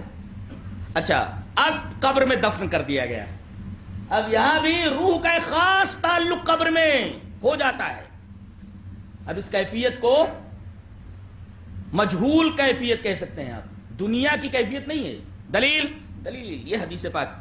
وعن البراء بن عازب رضی اللہ تعالی عنہ قال خرجنا مع رسول الله صلى الله عليه وسلم في جنازة رجل من الأنصار فانتهينا إلى القبر ولما يلحد فجلس رسول الله صلى الله عليه وسلم وجلسنا حوله كأنما على رؤوسنا الطير وفي يده عود ينكت به في الأرض فرفع رأسه فقال استعيذوا بالله من عذاب القبر مرتين أو ثلاثا. زاد في حديث جرير ها هنا وقال وإنه لا يسمع خفق نعالهم إلى ولوا مدبرين حين يقال له يا هذا من ربك ما دينك ومن نبيك قال هناد قال ويأتيه ملكان فيجلسانه فيقولان له من ربك فيقول ربي الله فيقولان له ما دينك فيقول ديني الإسلام فيقولان ما هذا الرجل الذي بعث فيكم قال فيقول هو رسول الله فيقولان وما يدريك فیقول قرأت کتاب اللہ فآمنت به وصدقت رواہ ابو داؤد فی کتاب السنہ. حضرت امام ابی داؤد اس پوری حدیث کو ایسے ہی ایک صفحے کے اوپر کتاب السنہ کے اندر لائے, پوری روایت ریفر کر دی گئی.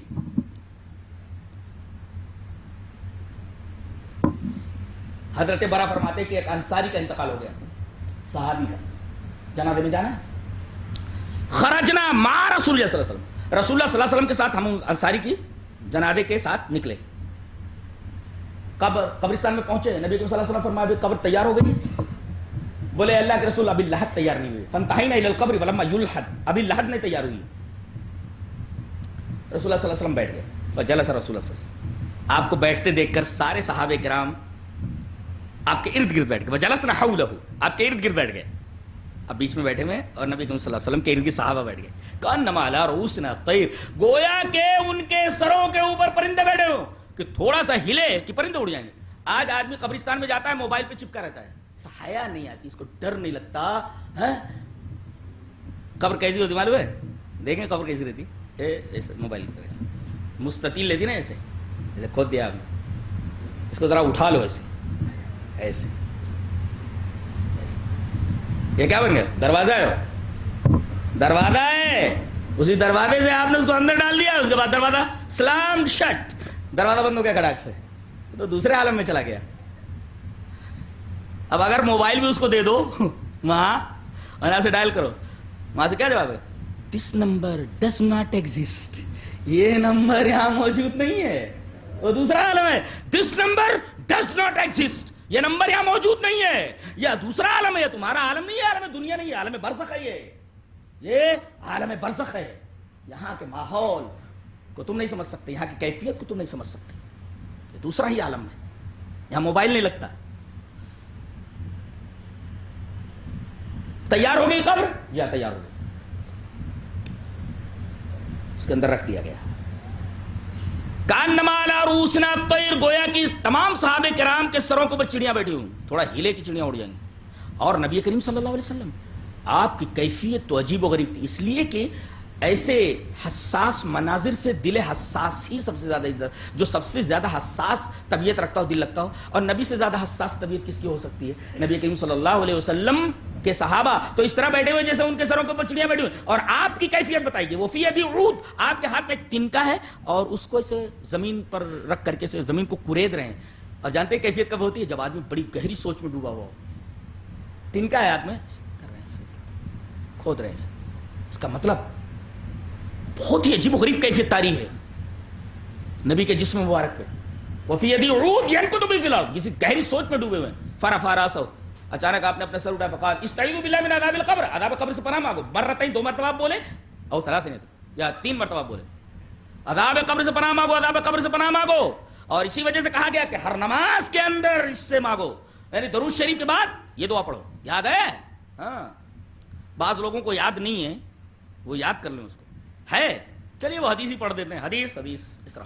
وعن عروة ان عائشة رضی اللہ تعالی عنہ اخبرته ان رسول اللہ صلی اللہ علیہ وسلم كان يدعو في صلاته اللهم اني اعوذ بك من عذاب القبر واعوذ بك من فتنة المسيح الدجال واعوذ بك من فتنة المحيا والممات اللهم اني اعوذ بك من الماثم والمغرم. فقال له قائل ما اكثر ما تستعيذ من المغرم؟ قال ان الرجل اذا غرم حدث فكذب وبعد فاخلف. رواہ ابو داؤد فی کتاب الصلاۃ. حضرت امام ابی داؤد اس حدیث پاک کو ایسے کتاب الصلاۃ کے اندر لائے ہیں.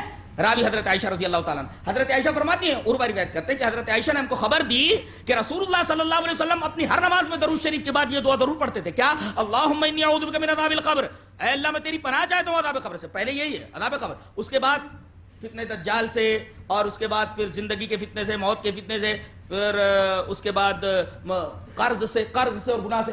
تو ایک سوال کرنے والے نے سوال کیا کہ اللہ کے رسول عذاب قبر تو سمجھ میں آ رہا ہے, یہ آپ قرض کے بارے میں بار بار کیوں اللہ سے پناہ مانگتے ہیں؟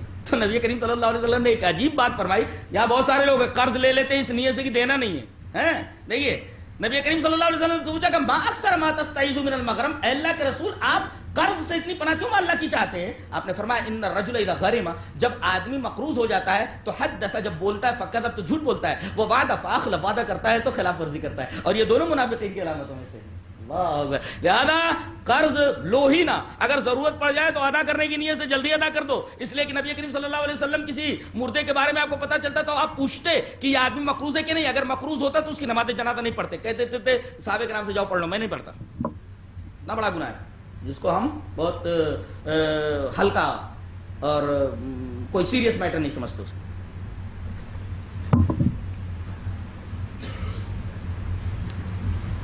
مرتين او ثلاثا، آپ نے سر اٹھایا اور 3 مرتبہ یا 2 مرتبہ آپ نے کہا عذاب قبر سے پناہ چاہو. آگے قبر میں دفن کر دیا گیا. اللہ کے رسول فرما رہے ہیں چلو دعا کر لو، اپنے بھائی کے لیے دعا کر لو. اور ہر بھائی کے وقت جب آپ صلی اللہ علیہ وسلم قبر کے اوپر موجود رہتے، نماز جنازہ آپ پڑھاتے تو آپ ضرور یہ بات فرماتے. کیا فرماتے؟ آئیے وہ حدیث دیکھ لیتے. حدیث اس طرح وعن عثمان بن عفان رضی اللہ تعالی عنہ قال كان النبي صلى الله عليه وسلم اذا وقف على قبر اذا فرغ من دفن الميت وقف عليه فقال استغفروا لاخيكم وصلوا له التثبيت فانه الان يسأل. رواه ابو داود في کتاب الجنائز.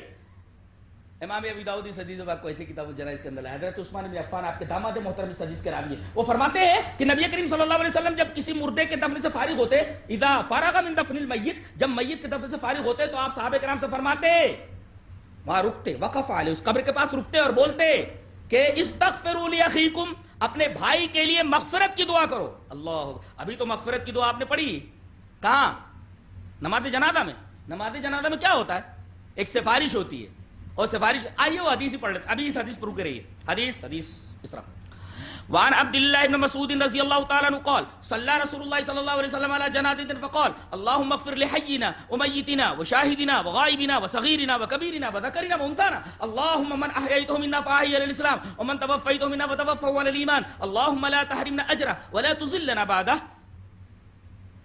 رواہ ابن ماجہ فی کتاب الجنائز. امام ابن ماجہ اس حدیث کو کتاب الجنائز میں لائے. حضرت عبداللہ بن مسعود اس روایت کے راوی ہیں، وہ فرماتے ہیں کہ رسول اللہ صلی اللہ علیہ وسلم نے ایک آدمی کی نماز جنازہ پڑھی. آپ نے فرمایا اے اللہ ہمارے زندہ کو بخش دے، اے اللہ ہمارے مردہ کو بخش دے. عبداللہ روپڑی رحمۃ اللہ علیہ سے ایک سوال کیا گیا کہ کیا کسی ہجڑے کی نماز جنازہ پڑھی جا سکتی ہے؟ ہجڑے کی. آپ نے فرمایا کہ اگر وہ کتاب و سنت کے مطابق عمل کرتا تھا تو نماز جنازہ پڑھ لی جائے، اس لیے کہ میتنا ہے وہ. اللہم اغفر لحینا ومیتنا، اے اللہ ہمارے زندہ کو بخش دے، اے اللہ ہمارے مردہ کو بخش دے. شاہد کو، حاضر کو بخش دے، غائب کو بخش دے، عورت کو بخش دے، مرد کو بخش دے، بچے کو بخش دے، بوڑھے کو بخش دے، سب کو بخش دے اللہ. اللہ، یہ دعا آپ مانگتے ہیں، ایک طریقے کی سفارش ہے.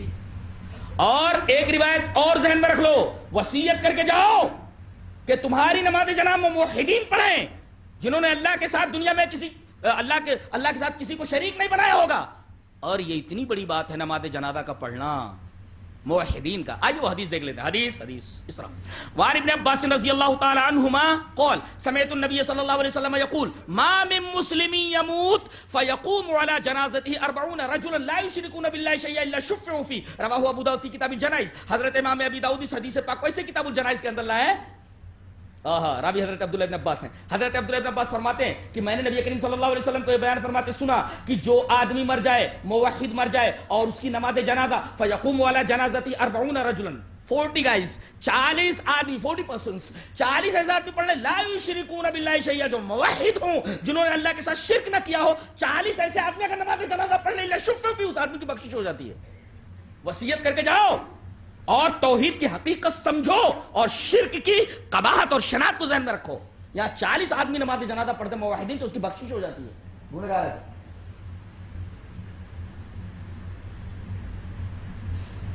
اب بٹھاتے ہیں اس کو، آتے ہیں. نبی کریم صلی اللہ علیہ وسلم نے فرمایا 2 فرشتے آتے ہیں. کوئی بتائے گا کہ یہ جو 2 فرشتے آ رہے ہیں حدیث میں تو ان کا نام منکر اور نکیر ہے، برابر ہے. رنگ بتائے گا کوئی؟ جتنے بیٹھے ہوئے رنگ بتاؤ، دونوں فرشتوں کا رنگ کیا ہے؟ ہاتھ اٹھاؤ، کس کو معلوم؟ علماء سے نہیں پوچھ رہا ہوں، آپ لوگوں سے پوچھ رہا ہوں. کوئی معلوم ہی نہیں؟ ارے اللہ کے بندو، ملنا ہے، رنگ معلوم نہیں ہے؟ اسودانے ازرقانے، کالے بالکل اور نیلے. سانپ جب کاٹ لیتا ہے تو آدمی کا بدن نیلا پڑ جاتا ہے، سانپ کی طرح ہوں. سانپ کا رنگ ہے. پیشاب اتر جا، پیشاب پاخانہ اتر آئے گا دیکھ کر کے. اسودانے ازرقانے، یہ رنگ ہے، حدیث میں بیان کیا گیا ہے. اسود کالے، ازرق نیلے ہیں. اسود سانپ کو بھی بولتے، کاٹ لے تو آدمی کا بدن نیلا پڑ جاتا ہے. یہ رنگ ہے ان کا، یاد رکھو گے، اسودان ازرقان، کالے اور نیلے ہیں. یہ کہا برے لوگوں کے پاس آتے تھے، ویاتی آتے ہیں ان کے پاس، ملکان، دو فرشتے، ایک کو منکر کہا جاتا ہے اور ایک کو نکیر کہا جاتا ہے. اٹھ فیض لسانی، بیٹھ اٹھ کے، فیض لسانی، اٹھ کے بیٹھ. اب یہاں روح سفر کر رہی ہے، آ رہی ہے یہاں، پتہ نہیں اس کی کیا کیفیت ہے، لوٹاتے ہیں اس کو. فیض لسانی، بیٹھ. سوال جواب ہے. بعض لوگ یہاں اس کو فیصلہ سمجھ لے رہے، فیصلہ نہیں ہے، یہ ریمانڈ ہے. یہ اچھا یہ مسلسل عذاب ہوتا ہے؟ نہیں مسلسل نہیں ہے. یہ بہت ساری حدیث جنہوں نے تحاوی پڑھی ہے معانی الاثار، اس کے اندر ایک مردے کو 100 کوڑے مار کر کے چھوڑ دیا جاتا ہے، اور ایک کے اوپر مسلسل ہوتا ہے. وہ کہتا ہے پتہ نہیں کب اللہ جلدی سے قیامت لیا بولتا ہے، اجل، جلدی سے لیا. اس کا مطلب ہے مختلف لوگوں کے ساتھ برزخ میں مختلف معاملہ کیا ہے. 2-4 جوتے مار کر کے کسی کو چھوڑ دیا جاتا ہے، کسی کو 100 کوڑے مار کر چھوڑ دیا جاتا ہے، کسی کے اوپر مسلسل عذاب. جیسے شیطان رہتے بدماش، اسی طریقے سے ان کے ساتھ سلوک کیا جاتا ہے. یہ ریمانڈ ہے یہ. اور ریمانڈ ویسے بھی پولیس لیتی ہے نا، 1 دن کا 10 دن کا. جو بدماش ہوتے نا کہتے ہیں 2 مہینے کا دو، دم مارتے ان کو. تو یہ ریمانڈ ہوتا ہے ایک طریقے کا، یہ فیصلہ نہیں ہے. فیصلہ تو بعد میں ہوگا. یہ ریمانڈ کو لوگ فیصلہ سمجھ کر کے عذاب قبر کا انکار کر دیتے ہیں، جو ان کے سفاہت اور ان کے حماقت کی دلیل ہے. یہ ریمانڈ ہے. اور یہ تو دنیا کا بھی، یہ عقل کے خلاف نہیں ہے، عقل کے خلاف نہیں ہے. یا وکلا بیٹھے ہوئے پوچھے یہ عقل کے خلاف ہے کیا؟ پولیس موجود ہو، پولیس کہے گی ہم غلط کر رہے ہیں، بالکل صحیح ہے. وہ اسپاٹ پر مارتے ہیں پکڑ کر کے. اور فیض لسانی، بیٹھ گیا. سوال کرنے ہیں تجھ سے، 3 ہی سوال ہے، جواب دے لے بیٹا، بہت مار کھائے گا. کیا؟ فَيَقُولَانِ لَهُ مَن رَبُّكَ، اگر نیک ہے تو کہ فَيَقُولُ رَبِّيَ اللَّهُ، میرا رب اللہ ہے. دوسرا سوال فَيَقُولَانِ لَهُ مَا دِينُكَ، تیرا دین کیا؟ بولے دین الاسلام، نیک ہے تو. پھر پوچھا جاتا ہے فَيَقُولَانِ مَا هَذَا الرَّجُلُ الَّذِي بُعِثَ فِيكُمْ، یہ آدمی جو تمہارے درمیان بھیجا گیا تھا کیا، کون ہے یہ؟ ماں سے حقیقت کے بارے میں سوال ہوتا ہے. لوگ کہتے ہیں کہ قبر میں نبی کریم صلی اللہ علیہ وسلم حاضر کیے جاتے ہیں. نہیں، جواب دیکھیے، ہوا رسول اللہ، وہ اللہ کے رسول ہیں. اور یہ تو ضمیر غائب ہے. ضمیر غائب خود بتا رہی ہے کہ نبی کریم صلی اللہ علیہ وسلم حاضر نہیں ہے.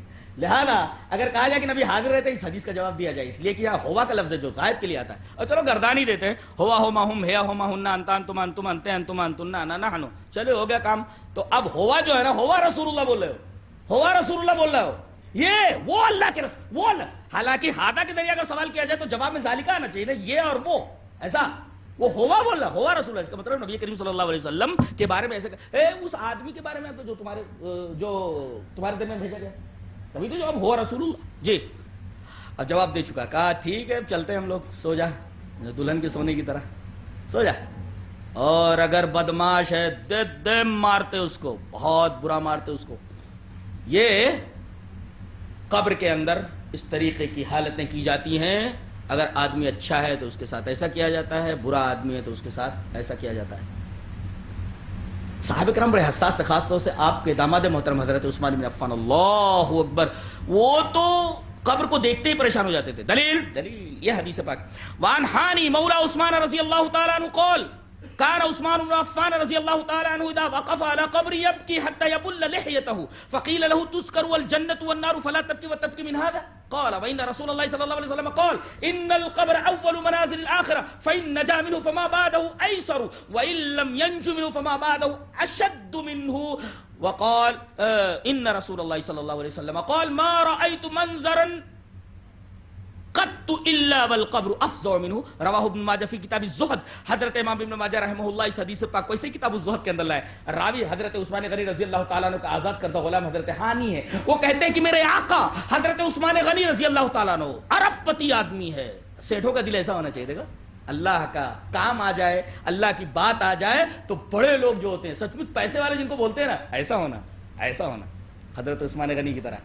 نہیں تو جیسے پیسے آتے رہتے دل سخت ہوتا تھا، ایسا پیسہ ہونا، پیسہ آنا تو ایسا اثر ہونا. کہتے ہیں کہ جب بھی کسی قبر کے پاس آتے، کانا عثمان بن عفان اذا وقف علی قبر یبکی، زارو قطار ہونے حتی یبل لحیتہ، یہاں تک کہ اپنی داڑھی کو تر کر لیتے، وہ پوری ریش مبارک آپ کے آنسوں سے تر ہو جاتی. پوچھا گیا فقیل له تذکر الجنۃ والنار ولا تبکی فلا تبکی، جنت کا تذکرہ کیا جاتا آپ نہیں روتے، جہنم کا تذکرہ کیا جاتا آپ نہیں روتے، وہ تبکی من ھذا، قبر کو دیکھ کر آپ رونے لگتے. فرمایا ان رسول اللہ صلی اللہ علیہ وسلم قال، میں نے اپنے سسر جناب محمد رسول اللہ صلی اللہ علیہ وسلم سے بیان فرماتے سنا، ان القبر اول منازل الاخرہ، کہ قبر یہ آخرت کی منزلوں میں سے پہلی منزل ہے. یہاں جو کامیاب ہو گیا فما بعد ایسر، یہاں جو گڑبڑ ہو گیا سوال کا جواب دینے میں بہت مار کھاتا، فما بعد اشد، یہاں تو مار کھاتا ہی، بعد کے مراحل بہت سخت ہے، فما بعد اشد منہ. اور حدیث کا آخری ٹکڑا بڑا دل دہلا دینے کے لیے کافی ہے. دنیا میں بہت سارے ہارریبل سینز، بہت سارے خوفناک مناظر آپ نے دیکھے ہیں. ایکسیڈنٹ ہوتا ہے، ہم نے دیکھا سر نکل گیا ہے، بھیجا ادھر چلا گیا ہے، ہاتھ ادھر کٹ گیا ہے، آدمی اس طریقے سے دیکھ نہیں سکتے آپ. دنیا میں خوفناک سے خوفناک مناظر آدمی دیکھتا ہے. نبی کریم صلی اللہ علیہ وسلم کا یہ قول دلوں کو تھرا دینے کے لیے کافی ہے. آپ نے فرمایا ما رأیت منظرا قط الا والقبر افظع منہ. عذاب قبر کا جو منظر ہے اتنا خوفناک، اتنا ہارریبل ہے کہ دنیا کے اندر اتنا خوفناک منظر کہیں آدمی دیکھتا ہی نہیں ہے. تم نے بہت سے خوفناک منظر دیکھے ہوں گے، لیکن موت کے بعد قبر کے اندر جو منظر ہے وہ انتہائی خوفناک ہے. ویسا خوفناک منظر تم نے کبھی دیکھا ہی نہیں. اور ماں کے بعد اللہ کے ذریعے استثناء ہے. یہ اس بات کی دلیل ہے، دلیل حسر کی، کہ ایسا منظر دنیا میں کوئی دیکھ ہی نہیں سکتا جتنا خوفناک منظر آدمی قبر کے اندر دیکھتا ہے. اب یہاں بھی روح کو لوٹایا جاتا ہے یا روح کا تعلق قائم کیا جاتا ہے. کیفیت مجہول الکیف، یہ سفر ہے روح کا. اچھا اب یہ یہاں لائی گئی ہے،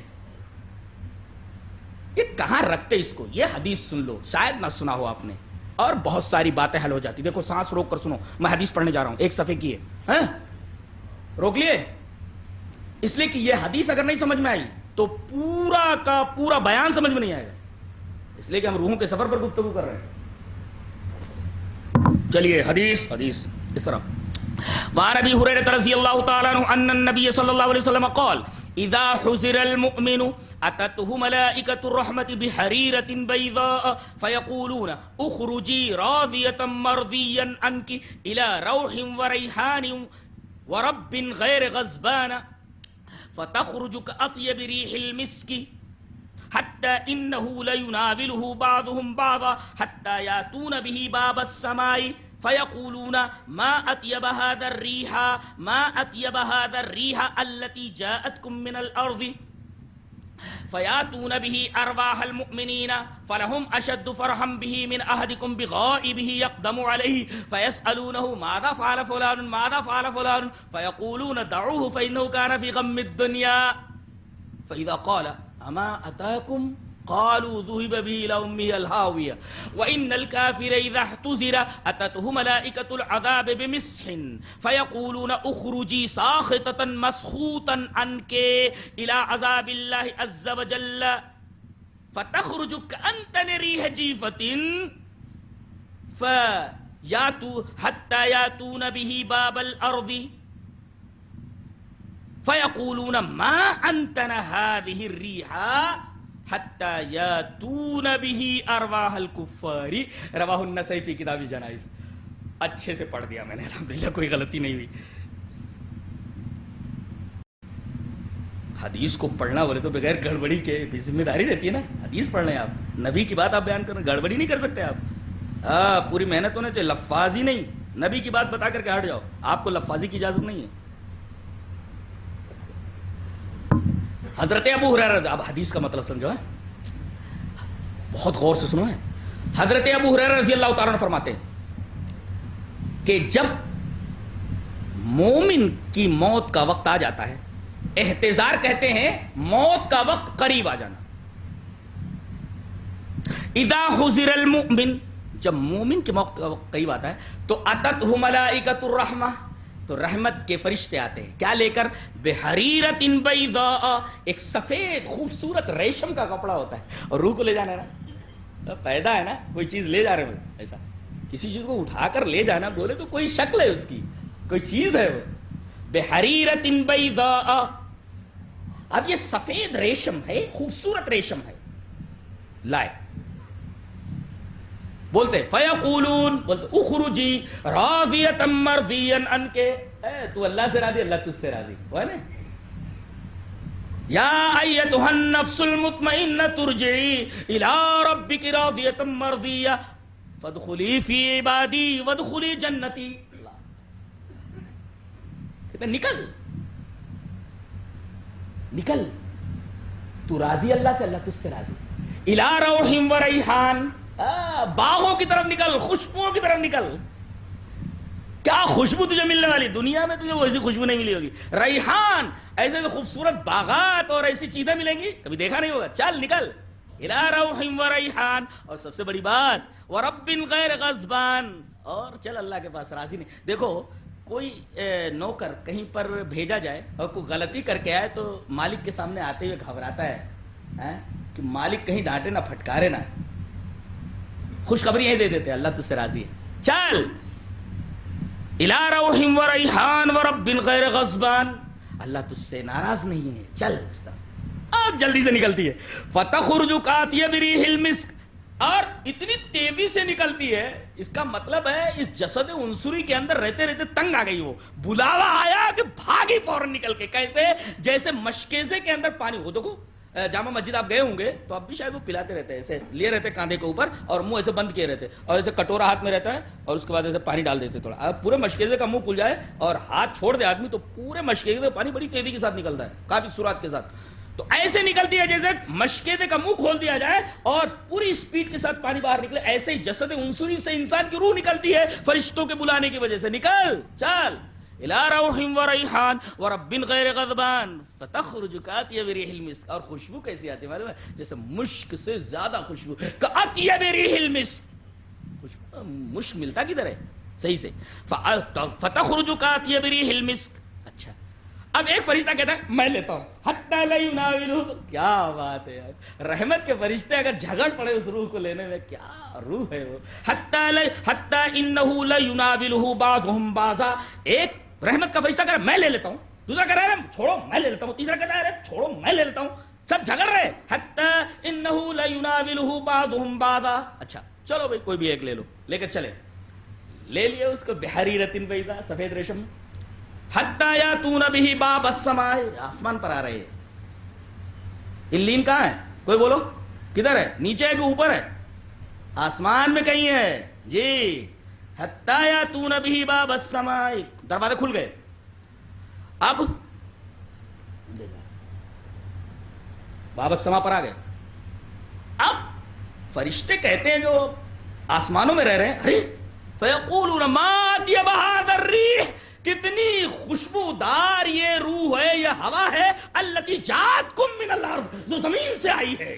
فرشتے اگر متاثر ہو جائے کسی خوشبو سے, اس کا مطلب ہے کہ روح کیسی رہی ہوگی. التی جاءتکم من الارض, یہ خوشبو فرشتے وہاں پسند کرتے ہیں. کتنی اچھی خوشبو بولتے ہیں. اچھا اب یہ لاتے ہیں ارواح مومنین کے پاس. یہ الین میں آ گئے, غور سے سنو, یہاں الین میں لائے.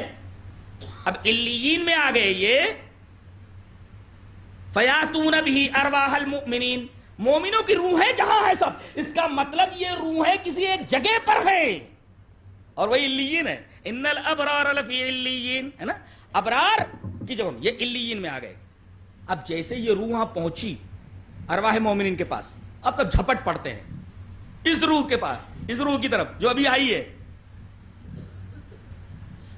کہتے ارے ماذا فعل فلان, ماذا فعل فلان, فلاں کا کیا ہوا, فلاں کا کیا ہوا, ہم تو اس سے پہلے آ گئے تھے, کدھر رہے ہو, پوچھ رہے ہو. ماذا فعل فلان, ماذا فعل. اب فرشتے بولے فیقولون, ارے دعو, کائے کو پکا رہے ہو یار, چھوڑ دو اس کو. فإنه كان في غم الدنيا, ابھی دنیا کے غم سے تو آیا, ابھی پھر تم پکا رہے ہو, چھوڑ دو اس کو, دعو, چھوڑ دو اس کو. فیقولون دعو فإنه كان في غم الدنيا, دنیا کے غم سے تو آیا, تھوڑی دیر آرام میں, ٹیک اٹ ایزی, آرام سے, آرام سے, چھوڑ دو ابھی. اب یہ پوچھتا ہے اچھا تم فلاں کے بارے میں پوچھ رہے ہو نا کہ وہ نہیں آیا, اما اتاکم, وہ ادھر نہیں آیا کیا, وہ تو مجھ سے پہلے آ گیا, ادھر نہیں آیا. بولے ذہب بہ الی امی الہاویہ, لگتا ہے ادھر نہیں آیا تو جہنم میں گیا ہو, جہنم میں گیا ہو. ذہب بہ الی امی, اس کا مطلب یہ ہوا کہ روح جب جاتی ہے تو وہاں ارواح مومنین کے ساتھ جمع کیا جاتا ہے, اس کو روحیں بات کرتی ہیں, ایک دوسرے کا حال چال پوچھتی ہیں, وہ کہاں ہے, کیسے کیا ہے. اچھا ایک نکتہ یہ بھی ملا کہ روحیں پوچھتی ہیں, پتہ نہیں چلتا ہے ان کو کہ دنیا میں فلاں کے ساتھ کیا ہو رہا ہے. لوگ یہ سمجھتے ہیں کہ جمعرات کے دن یا فلاں کے دن روحیں واپس آ جاتی ہے. اس حدیث کا جواب دو, حدیث کا جواب دیا جائے. آتی ہے روح, آتی ہے تو پتہ ہونا چاہیے, پوچھنے کا مطلب کیا ہے. فَإِذَا قَالَ أَمَا آتَاكُمْ, وہ آیا نہیں, ارے مجھ سے پہلے نکل چکا ہے، وہ ادھر نہیں آیا. بولے نہیں، بولے ذُهِبَ بِهِ إِلَىٰ أُمِّهِ الْهَاوِيَةِ، وہ سجین میں چلا گیا.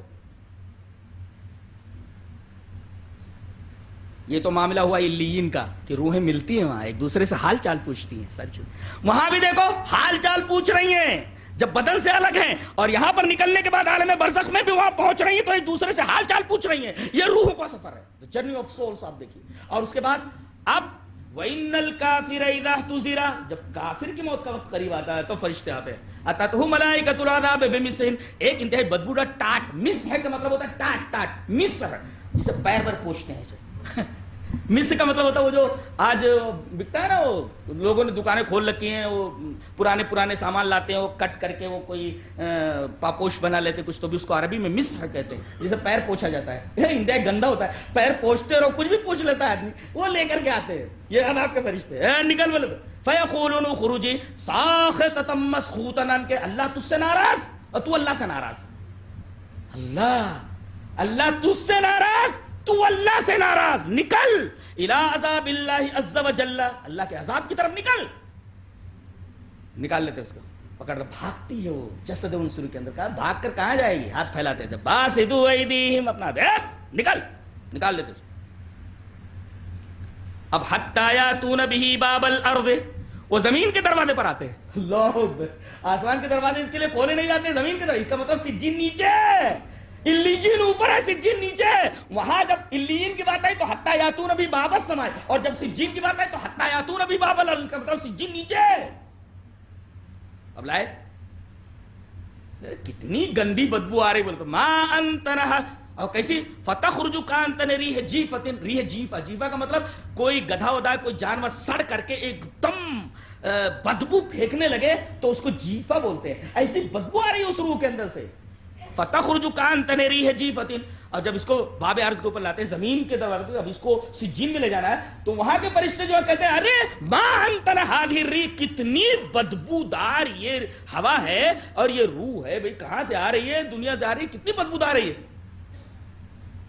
حتی یاتون بہ ارواح الکفار، کفار کی روحوں کے ساتھ اس کو ملا دیا جاتا ہے. اس کا مطلب کفار کی روحیں سجین میں ہے اور مومنین کی روحیں علیین کے اندر ہے. یہ بھی ایک دوسرے کا حال چال معلوم کر لیتے، وہ بھی.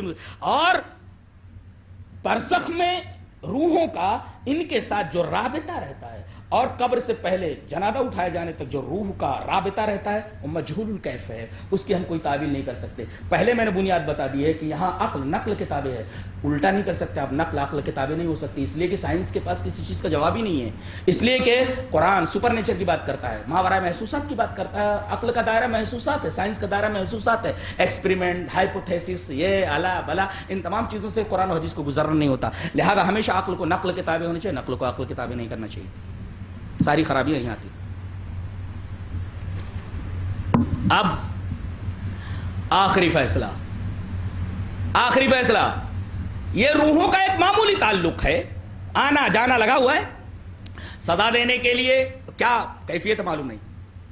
اب ہمیشہ اس بدن کے اندر رہنا ہے. اب وہ سور پھونکا جاتا ہے. اب سور جب پھونکا جائے گا تو سارے کے سارے لوگ زندہ ہو جائیں گے اور میدان حشر میں پہنچیں گے. اس کے بعد کسی کو موت نہیں آئے گی، موت کو بھی موت دے دی جائے گی، کوئی مرے گا نہیں.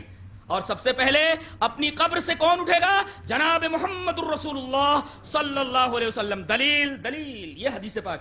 عن ابی ہریرہ رضی اللہ تعالی عنہ قال قال رسول اللہ صلی اللہ علیہ وسلم انا سید ولد آدم یوم القیامہ واول من ينشق عنه القبر واول شافع واول مشفع. رواہ مسلم فی کتاب الفضائل. حضرت امام مسلم رحمہ اللہ اس حدیث پاک کو ایسے کتاب الفضائل کے اندر راوی حضرت ابو ہریرہ ہے. حضرت ابو ہریرہ فرماتے ہیں کہ نبی اکرم صلی اللہ علیہ وسلم نے ارشاد فرمایا، میں قیامت کے دن تمام اولاد آدم کا سردار، تمام نبیوں کا سردار، تمام ولیوں کا سردار، تمام صالحین کا، تمام شہداء کا، تمام انسانوں کا، تمام اولاد آدم کا سردار میں ہوں گا. اور سب سے پہلے میری قبر پھٹے گی، اور یہ پھٹنا قیامت کے دن ہوگا. لوگ یہ کہتے ہیں کہ فلاں صاحب نعت لکھ کر کے گئے تھے تو قبر شریف سے ہاتھ نکلا ملانے کے لیے. ایک صاحب بھوکے تھے، انہوں نے کہا کہ اللہ کے رسول میں آپ کا مہمان ہوں، مجھے کچھ کھانا چاہیے، تو قبر سے روٹی نکلی. یہ ساری واہیات باتیں ہیں. وَأَوَّلُ مَن يَنشَقُ عَنْهُ الْقَبْرُ. قیامت کے دن نبی کی قبر پھٹے گی، اور پھٹنے کے بعد ہی ہاتھ نکل سکتا ہے.